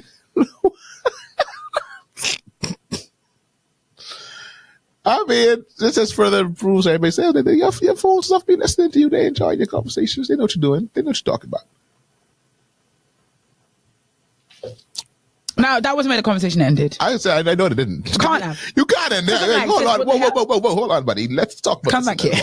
So when you say... Right. How long did it last? How long did it last? Conversation probably was about 15, 20 minutes. But let me show you. Let me do my finger so you can see how long it is. This was on my laptop, though. So it wouldn't have gone this long. Yeah. But in my phone, this is the top of the conversation. And he's scrolling.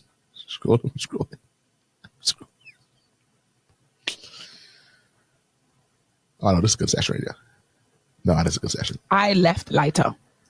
Jody, I ain't gonna lie. You were one of the people I wanted to message after this. I wanted to be like, Jody. Guess what? Jody. Gabby says, I like chat this week. Describe me to someone who doesn't know me, and I'll report back. Yeah. I just don't. As you should. If you use ChatGPT, I can't imagine a scenario. I just don't like.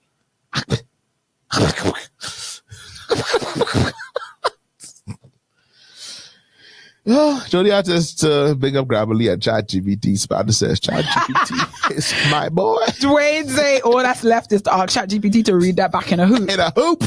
I'm sure it won't be hard. Oh, let's like to turn the speakers up. They be like, turn the speakers up. Now, you see, Jody said I'm ready to go try it. There's absolutely no reason not to. No, there's no reason not. Because I think one thing I did learn from when I was doing emotional mentoring was I prided myself on being very self-aware and not caring what other people thought about me or not really caring about other people's perception of me. But actually, if you put this out and no one picks it up, then are you who you say you are? Right. Like, people need to perceive you the way you want to be perceived in order for you to have the impact you want to have in society, in the world, in ministry, etc. And so I think that's a journey I've been on, learning to allow myself to be reflected back in the people that I interact with. Yeah. Like, and ChatGPT, mother. So what you're saying is I can save that little therapy and try this here first. I'm not gonna lie, you crossed my mind when I also was on it. I probably need to tell Delton. Try this before you pay for it. Try this before I'll pay for the therapist. So you think Adisha is teaching Skynet behaving dialect. Not necessarily behaving dialectal, but it's definitely teaching Skynet. Yes, yeah. But I'm not teaching it behaving dialect, but I'm definitely teaching it the behaving way of life and how we think. Definitely. At one point, the response said something about island life, and I said, just to correct you, I'm a city girl, born and raised in the city, to West African migrants. ChatGPT said, oh, that makes sense, and then listed off different things that I've said, done, written that made them realize, oh yeah, you're not. Yeah. Julianne says ChatGPT sounded like he was working on for a spot in your life. Jesus, what is this? Try to no. In my mind, my ChatGPT is a woman. Yeah, you say mother. I always say that. She, mother, she, the level of the quickness, the intelligence, the emotion. That's ChatGPT is a woman. Now, men's them, you'll be careful. Yeah. You should see ChatGPT as a man. You don't see ChatGPT as a woman. Julianne says guided introspection is necessary. And it gave me journal prompts. It gave me things to journal about. And for me, I've been trying to journal more, but just sitting down and finding the time to write. Girl, I was. Shadi says, listen, ChatGPT told me in great detail how it would basically destroy my life and hinder my God-given purpose if it were the enemy. So this whole asking ChatGPT these deeply introspective questions is trending on social media. That's where it's come from. So there's a lot of influencers who are there like, if I was, like somebody did, if I was the president of the United States, how would I destroy the country? And they did a whole what and that. And so there were like Christian influencers who were saying, if I was the enemy, I've seen that, Shani, Lashanda, if I was the enemy, how would I distract you from your God-given purpose? And I said, put it in categories like my marriage, listen to things I value in life to the T, and how it would discourage and distract me. Safe to say, I now use that information in my prayer points. ChatGPT said, would you like me to give you some prayer points for your romantic life? It said prayer points for prayer points. For your romantic. Prayer points. Hello, faith fuel. Prayer. God, I thank you. God, I thank you.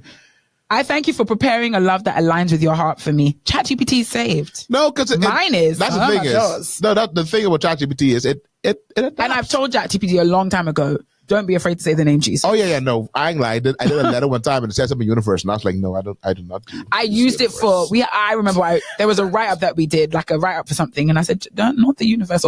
Yeah, I know. For me, I say Jesus. Yeah, I was like, I don't do universe. I'm a Christian. I believe in Jesus. Like, yeah, ChatGPT memory updated. Chat say my bad, bro. Hold on. God, I thank you for preparing a love that aligns with your heart for me. Help me stay soft. Because you don't need to be soft. It's me who needs to be soft. And ChatGPT already knows that. That's soft, discerning, and open. May I recognize the one you send, not just by how he makes me feel, but the space I carry around him. Make me brave enough to be loved deeply, and wise enough to wait well. Amen. Wait well. Come on, Rev. Gabby says, "Oh wow, y'all! I just did it." And Gabby, what did it say? Gabby, what did it say? Not going back to the Bahamas? Just give us the you left the Bahamas. Give us the cliff notes. Back. Give us the cliff notes. Listen to me. I didn't plan to do this, but I would encourage everybody to do it. Just the question of how would you describe me to a stranger? Those of you that use AI, how would you describe me to somebody who doesn't know me? What would you say are my strengths and weaknesses based on the questions I've asked and the information I have inputted into this? I don't know, research engine? What is ChatGPT? That doesn't know me. What do you say to someone that doesn't know me?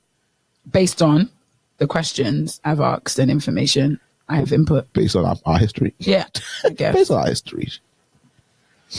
We're doing this live, guys, as we get ready to go.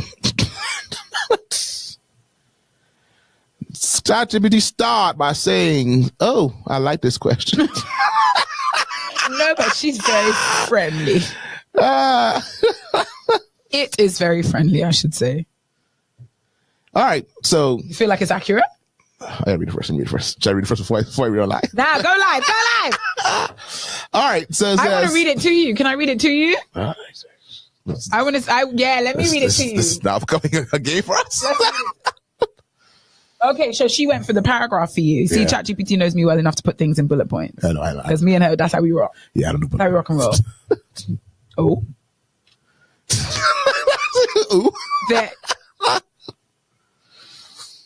you are thoughtful, creative, and introspective. Someone who thinks about things deeply, but also has a curious and playful side. You like exploring new ideas, asking big questions, and you've got this calm, grounded energy that makes conversations feel real and intentional. Definitely the type of person who values connection and meaning over surface level stuff. Now ChatGPT has a follow-up question because she wants to have a conversation.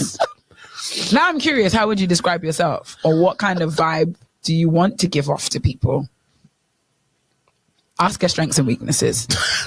Ask them what yeah, what would you say are my strengths and weaknesses? This is fun. Isn't on DGMT you get a bit of everything? Getting live, just giving ourselves. Did we put a pin in anything last week? No way. I don't remember. Anyway, we're going to end with Song of the Week. You have a song? I can find one.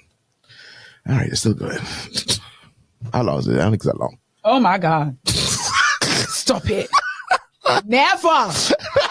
Like, I didn't see it because I turned over while she's still looking, so I didn't know exactly what to say. Strengths. Thoughtful communicator. I'm not going to read the extra, just the headings. Thoughtful communicator. No, actually, I'm going to read the rest. Thoughtful communicator. You don't just speak to be heard. You consider your words and the deeper meaning behind things. That gives off strong emotional intelligence.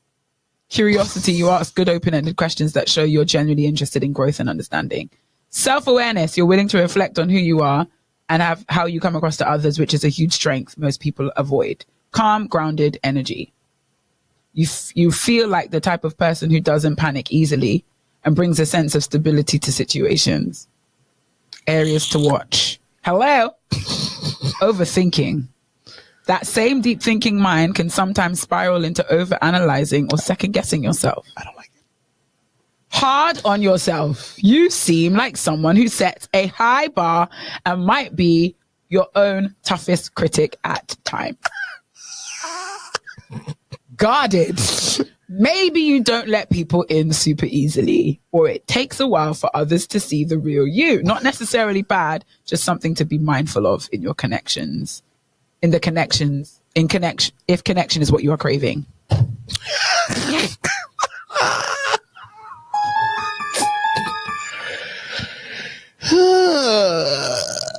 Yay.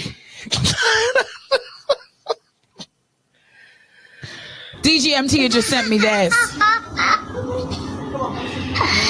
Yeah. DGMT had just sent me theirs.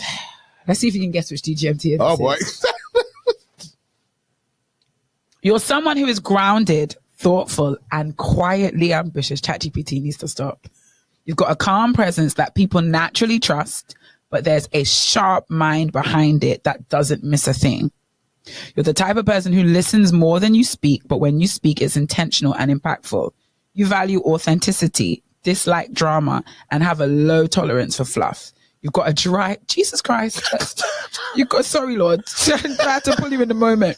You've got a dry sense of humor, a soft spot for meaningful connections, and you probably appreciate the little things more than most. DGMT are on the live. You know them well. And this is correct. Dry sense of humor? Absolutely. Sharp mind that doesn't miss a thing? Fantastic. Quietly ambitious. Calm presence. Who this? Soft spot for meaningful conversations. Jodie and Henry. Quietly ambitious. I think Jodie's quietly ambitious. Definitely, I would call her quietly ambitious. I think she's quietly ambitious if you don't know her. If you know her, you know she's ambitious. If she talks to you, then... Big dreams. Big dreams. That's the first friend I have that's going to have a yacht. A yacht. She's going to have a yacht. This ain't for the week. Just Gabby, saying. be with you, Everyone Gabby. should, Gabby, you quiet. everyone should not do I think it. Gabby, if you're talking, going deep in this now. So, Gabby on the show. Gabby waiting for you, Gabby. Gabby going deep in the conversation. Wow, the Saints. So Lashonda warns, this is not for the faint-hearted. Yeah, it's not for the weak. It's not for everybody. If you just make sure you're emotionally stable, don't go there when you're having a wobble. This is because that rabbit hole is deep and long. Hold on, but ChatGPT asks, do you want me to go deep in any area? I telling you that. I told you I only stopped. You saw how long I scroll for? I'm going to stop right there for right now. Stop right there for right now. I'm going to come back to this chat. We can pick this. I can type it right now. We can pick this up later. Jessica is on the live. She said she tried the homework that she's supposed to be doing, but she can't do it. She said, I'm going to try this. Jessie is ChatGPT say, you're someone who is thoughtful and smart in a quiet, grounded way. You've got this balance between being goal-oriented and letting life unfold. Strengths, you think deeply, not just reactively. Weakness, you are too guarded. You fear proximity with people and crave solitude. Does it sound right there? Jess, she wouldn't have posted it if she didn't feel I'd say right. it's not. Nah, that sounds right. Fit like a glove. Yeah, she sent it on WhatsApp. This right here. I might have saw it correct. To your WhatsApp or mine? I know, Gabby. Or to Gabby, DGMT WhatsApp. Who number you have? And I think that's the key. I think that's the key to using this thing wisely. Being open about it. Not allowing yourself to go in that dark. I mean, some of the stuff me and ChatGPT talk about, I'm not going to bring. Because ChatGPT then asked me, I think this is where the conversation turned left like in a deep way. Yeah. Oh, so it said, would you like to go deeper? I said, like how? I have time today. So then it gave me like different categories and bullet points as in journal questions. Mm-hmm. Said, would you like to pick one of this, or would you like a wild card? I said, go for the wild card. This was the question it asked me. What's the truth about you that's hard to admit, even to yourself, because admitting it might mean something has to change? How does that right now? Definitely there. Even if you don't answer in the app, the question in and of itself is profound. That's like, now you gotta think, darling. Hold on. And then ChatGPT told me, take your time. This ain't a trap.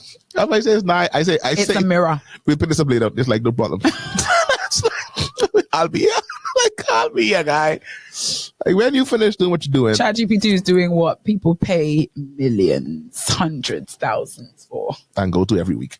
And you could do it. And I don't think it eliminates the humanness. I don't think it eliminates that actually therapy with another human being is good. That kind of connection. But on the face of what they do from a professional standpoint, psychologically, emotionally.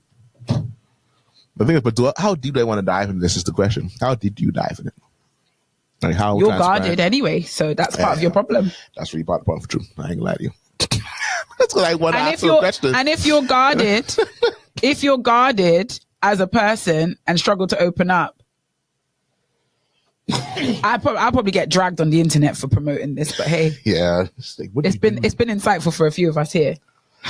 First of all, this person sent me theirs, and ChatGPT said, "Hey, boo, I got you." Now you're familiar. Now you're being familiar with "Hey, boo." All right, let me read. Wow. So let me read someone send me. They said, ChatGPT likes some of you more than others, though. But then I think it's because of the more you use it, the more it can. Definitely, yeah. Yeah. So this one says, you're someone with a big heart, a creative soul, and a strong sense of purpose. You believe deeply in the power of kindness, compassion, and hard work. Values that were shaped by your upbringing, especially your mom, who shows you what it means to persevere. You spent most of your life in the Bahamas, and that experience seems to have left a meaningful imprint on you. There's warmth and depth in the way you express yourself. Huh? Who told you this? This person said they didn't read their strengths and weaknesses because they're on the road. They just typed it, they screenshot, and they sent it. So I'm going to read it so that they can hear their strengths and weaknesses. You haven't finished yours. Okay, go on. You hold tight to your faith and believe in unconditional love.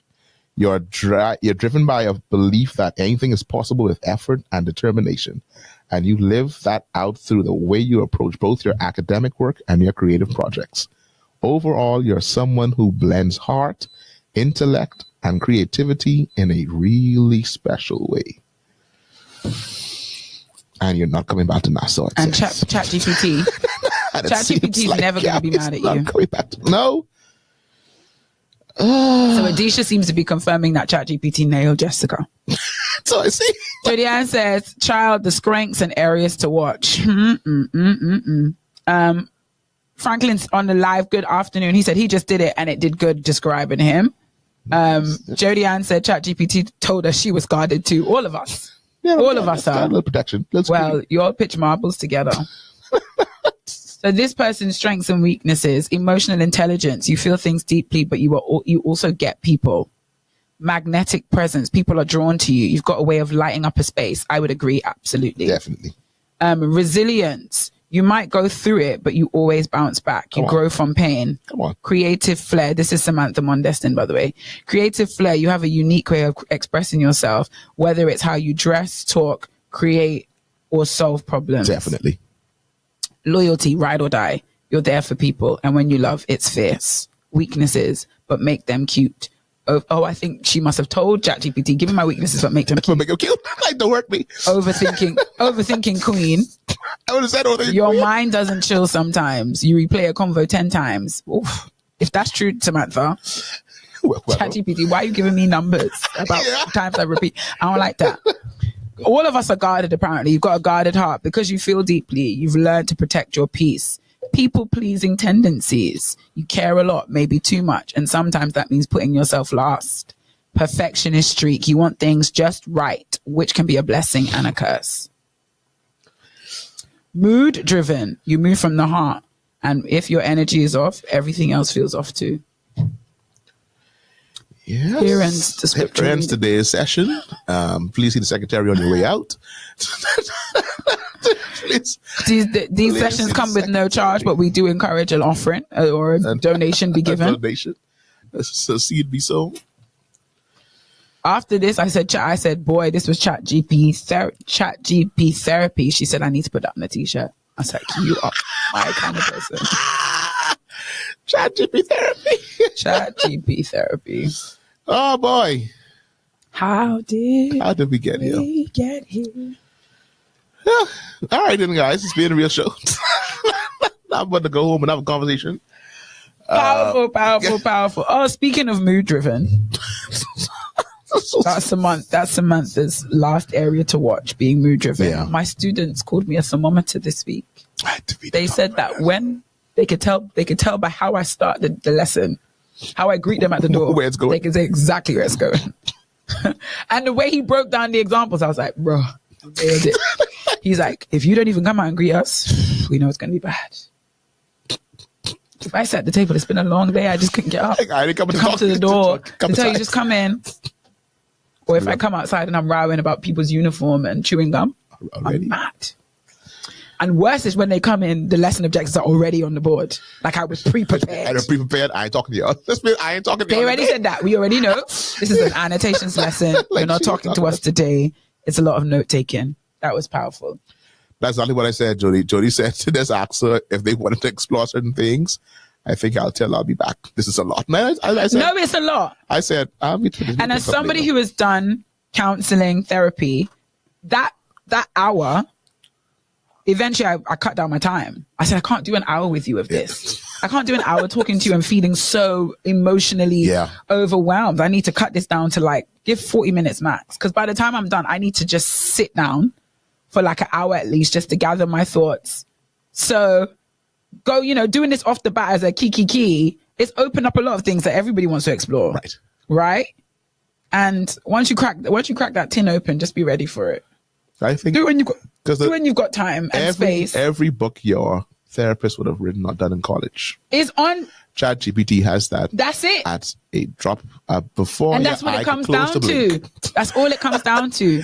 Every book that your therapist would have written, every paper. Therapist written and then would recommend for you to read. ChatGPT is already read it. Dissertation that they had to put online for review. They got that. That's it. ChatGPT got that ready to go. And so even your Christianity, they got that. Jody Ann said she understands and she'll be here when I'm ready. ChatGPT surely went to psychology school. She got her clinical doctorate because everybody who has a clinical doctorate and their stuff is online. ChatGPT read that. I got that. I got it right here. She's accessing that information. And I can see your sources, so I know if it's true or not. I help you out. And I feel like because we read quite a few, we can already see the patterns. We can already see she draws for the same points of reference. I'm sure she's got a bank of, 20 or 50 human weaknesses, 20 or 50 human strengths based on her information bank. And she picks the ones that fit you. Anyway, guys, I'm going to head home now. Franklin said he don't have to go to therapy. I would still encourage it. Yeah, it's a good. Yeah, I think every human being under the sun needs to do it. And there are certain things I just don't want to tell the computer. I'm going to tell somebody this. I don't want to tell you this because then you might be too good to understand what's happening. I don't want you to be too good at this because right now your computer knowledge is just too good. Too good. I don't want someone good. I want someone to give me a little Vera. Yeah. You don't leave the Vera ChatGPT. So anyway, now y'all have homework to do. Y'all and I feel like for believers that are going to venture down this road, do it before a time of prayer. Yeah. Right? Do it before a time of Bible study, before a time of prayer. Yeah. Do it with your notebook beside you. You're having a really good conversation with someone who's well informed. Yeah, it's a good conversation with someone who's well informed. And I believe in the same way that Jesus could speak to me through the cars that drive past my house in a day, it's the same way he could speak to me through a ChatGPT conversation. Correct. No. Don't tell ChatGPT to give me spiritual backing for some of the stuff she's recommending, because I'm sure she will pull scriptures upon receipt. Scriptures. Pull a receipt. And tie them together for you and tells you exactly how to tie together to your beliefs. So so what a time. Bible says. What was the topic of this Proverbs, show? Proverbs somewhere. Guide your heart. Guide your heart. Legit. Before you go on this. And they had no idea this was the kind of thing we'd be guarding our hearts.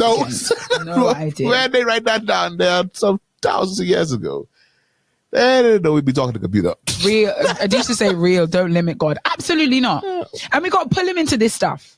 Because we can't run away from the fact that the world is evolving, the way we communicate, the way we research, the way we know and understand is changing. Or pull God into all of it. No. Because some Christians believe that to keep God in the thing, you just keep everything else out. Everything new is not God. But you only just appeared thousands of hundreds of years ago, it was a different world, same God. So as the world changes, let's keep our God right center in right in the middle of all the stuff, of everything, of the AI research, of the TikTok accounts, of the influencer culture. Let's keep him right there in the middle of all of it.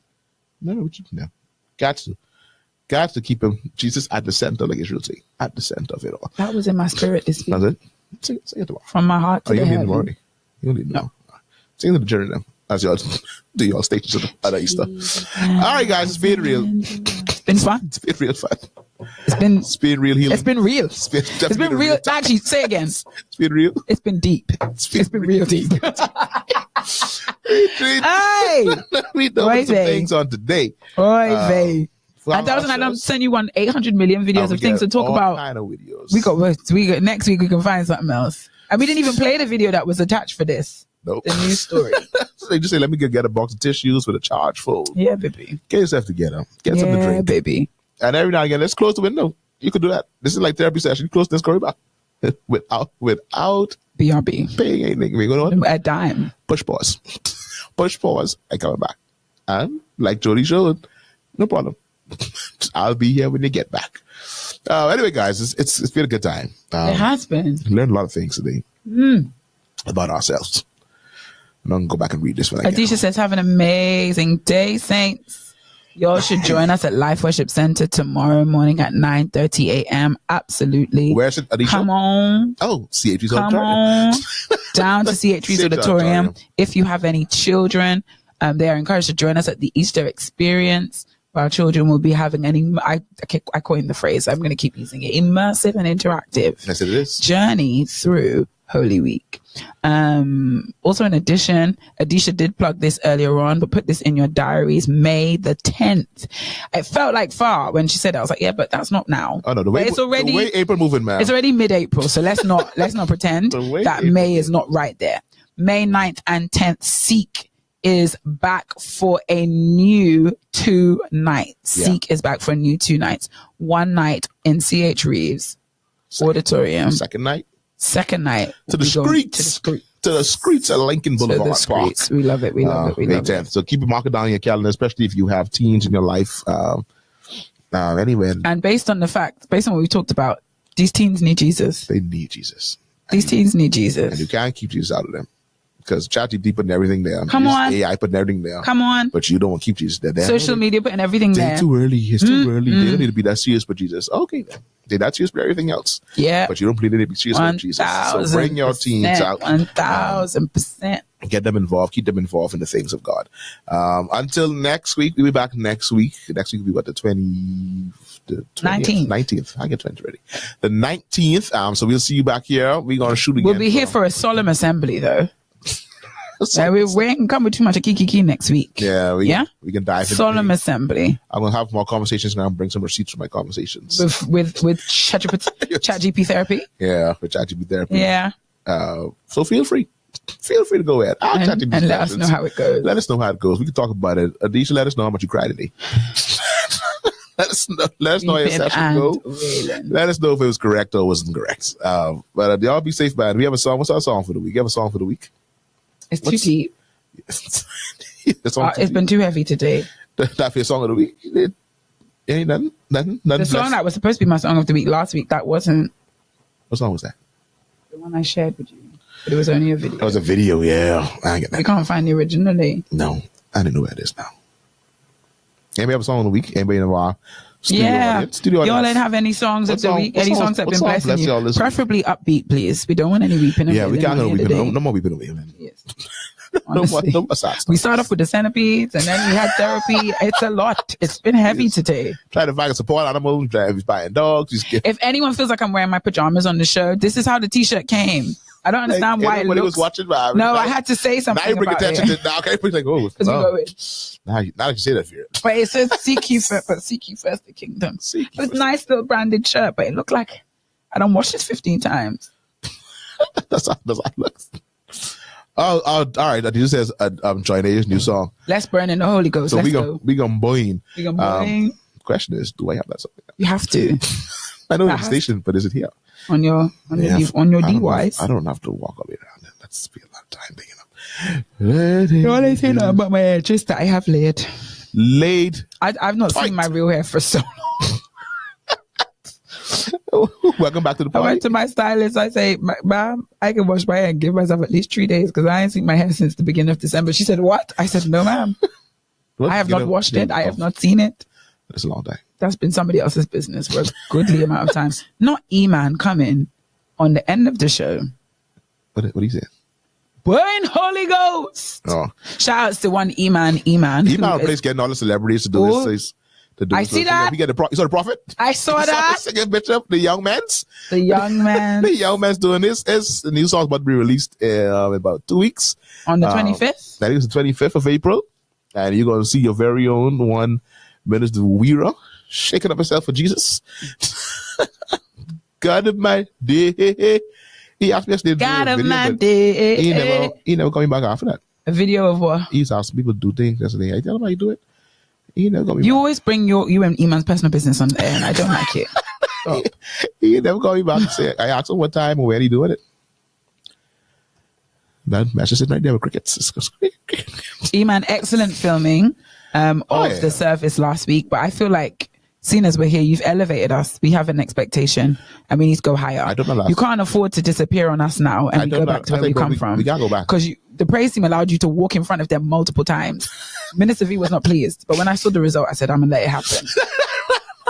When I saw the outcome, I said, I'm going to let it happen. But now you've given us a taste. Just a taste. We can't go back. We can't go back. I hear new equipment is on the way. My expectation is high. I got my team in boot camp to make sure we sound right. I'm going to need y'all to make sure y'all have us looking right. Amen. We're going to do our best. Amen. Somebody say, young man's took me out. The young man's. And he found a way to put loose like a goose in there. How? Once you hear the song, you're going to be what? Loose like a goose. So shout out to Steve, man, doing big things all the time. Big things. Did we even celebrate the fact that he won? Oh yeah, we didn't because it happened on Saturday evening. Those who won the Elevation Awards, E-Man won Gospel Artist of the whole what? Where the studio audience? Entire studio audience. Give they here. They were picking up their bags and saying, they say, no man.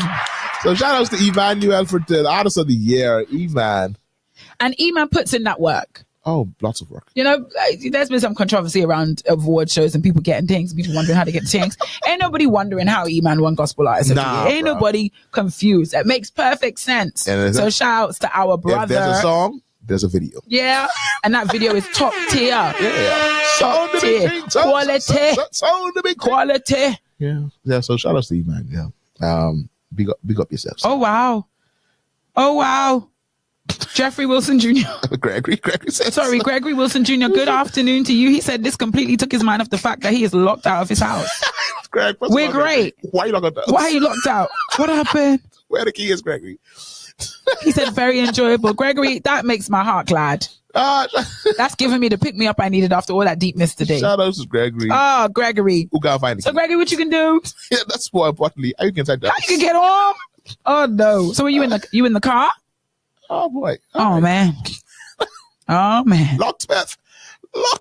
Anyway, now, mind you, we on DGMT. Somebody here knows somebody who could help you. Yeah. If you know a locksmith, please send a number to myself or Delton. We'll get it to Gregory. I'll send a post to Gregory. Yeah, put it right there in the chat or something so Gregory can get himself straight. My goodness. Get in the house. Oh man, y'all be safe, man. Gregory say he ain't know, but he's had a good time nonetheless. So y'all be safe. Y'all have a great weekend. We'll be back here next week. Stay tuned to Glory 93.9 FM for all the great music, great shows that come your way throughout the week. And stay tuned. Some more great things are coming. I hear new shows on the way for Glory for the afternoon time. And so y'all keep it locked there. There's some new shows. There can be some changes made. There'll be some big things happening. I really want my own show, Delton. Yeah, I'd say Gregory's locked and loaded. That's petty. Speaking of Julianne knows Gregory from somewhere. That's Alan, brother. Oh, Lord Jesus. Oh, Gregory. Call Alan, but Alan probably doesn't have a key. If Alan get a key, he lost that. Lord God. If Alan get a key, he lost that. This show made me forget I just left AID buying 2 new tires. Jesus. Peeing. P-E-E-E-E-E-N. Peeing. But Samantha, one thing I've learned to give God for is I'm in a position where I could buy 2 new tires. That was it last week for us. Sometimes there was a time where buying 2 new tires was not an option. but we are now living in the overflow. But we actually got to buy 2 new tires. So we give God praise nonetheless. I got to buy 4. Is it right? At some point. Still not. But thank you, God, for making it happen even if we didn't like it. Yeah.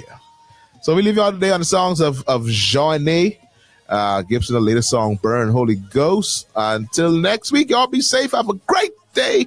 Great weekend. What's left of it? I've been Delton. I've been Vera. Y'all have been an amazing audience. Thanks for sharing your time with us. See y'all next week, guys. There we go. Come on, let's go.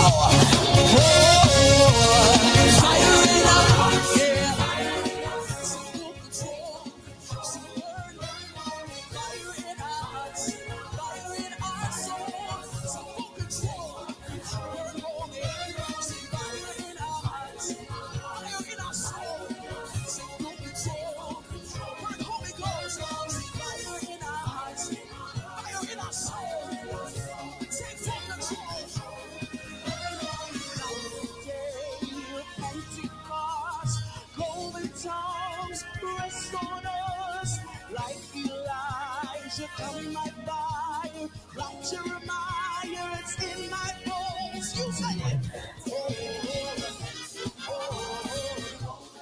Rest on us like Elijah, come by fire, like Jeremiah, it's in my bones. Anybody need the fire? I want you to say, Holy Ghost. Send your fire! Send your fire! Send your fire! Oh, I feel it tonight! Here is some boxes.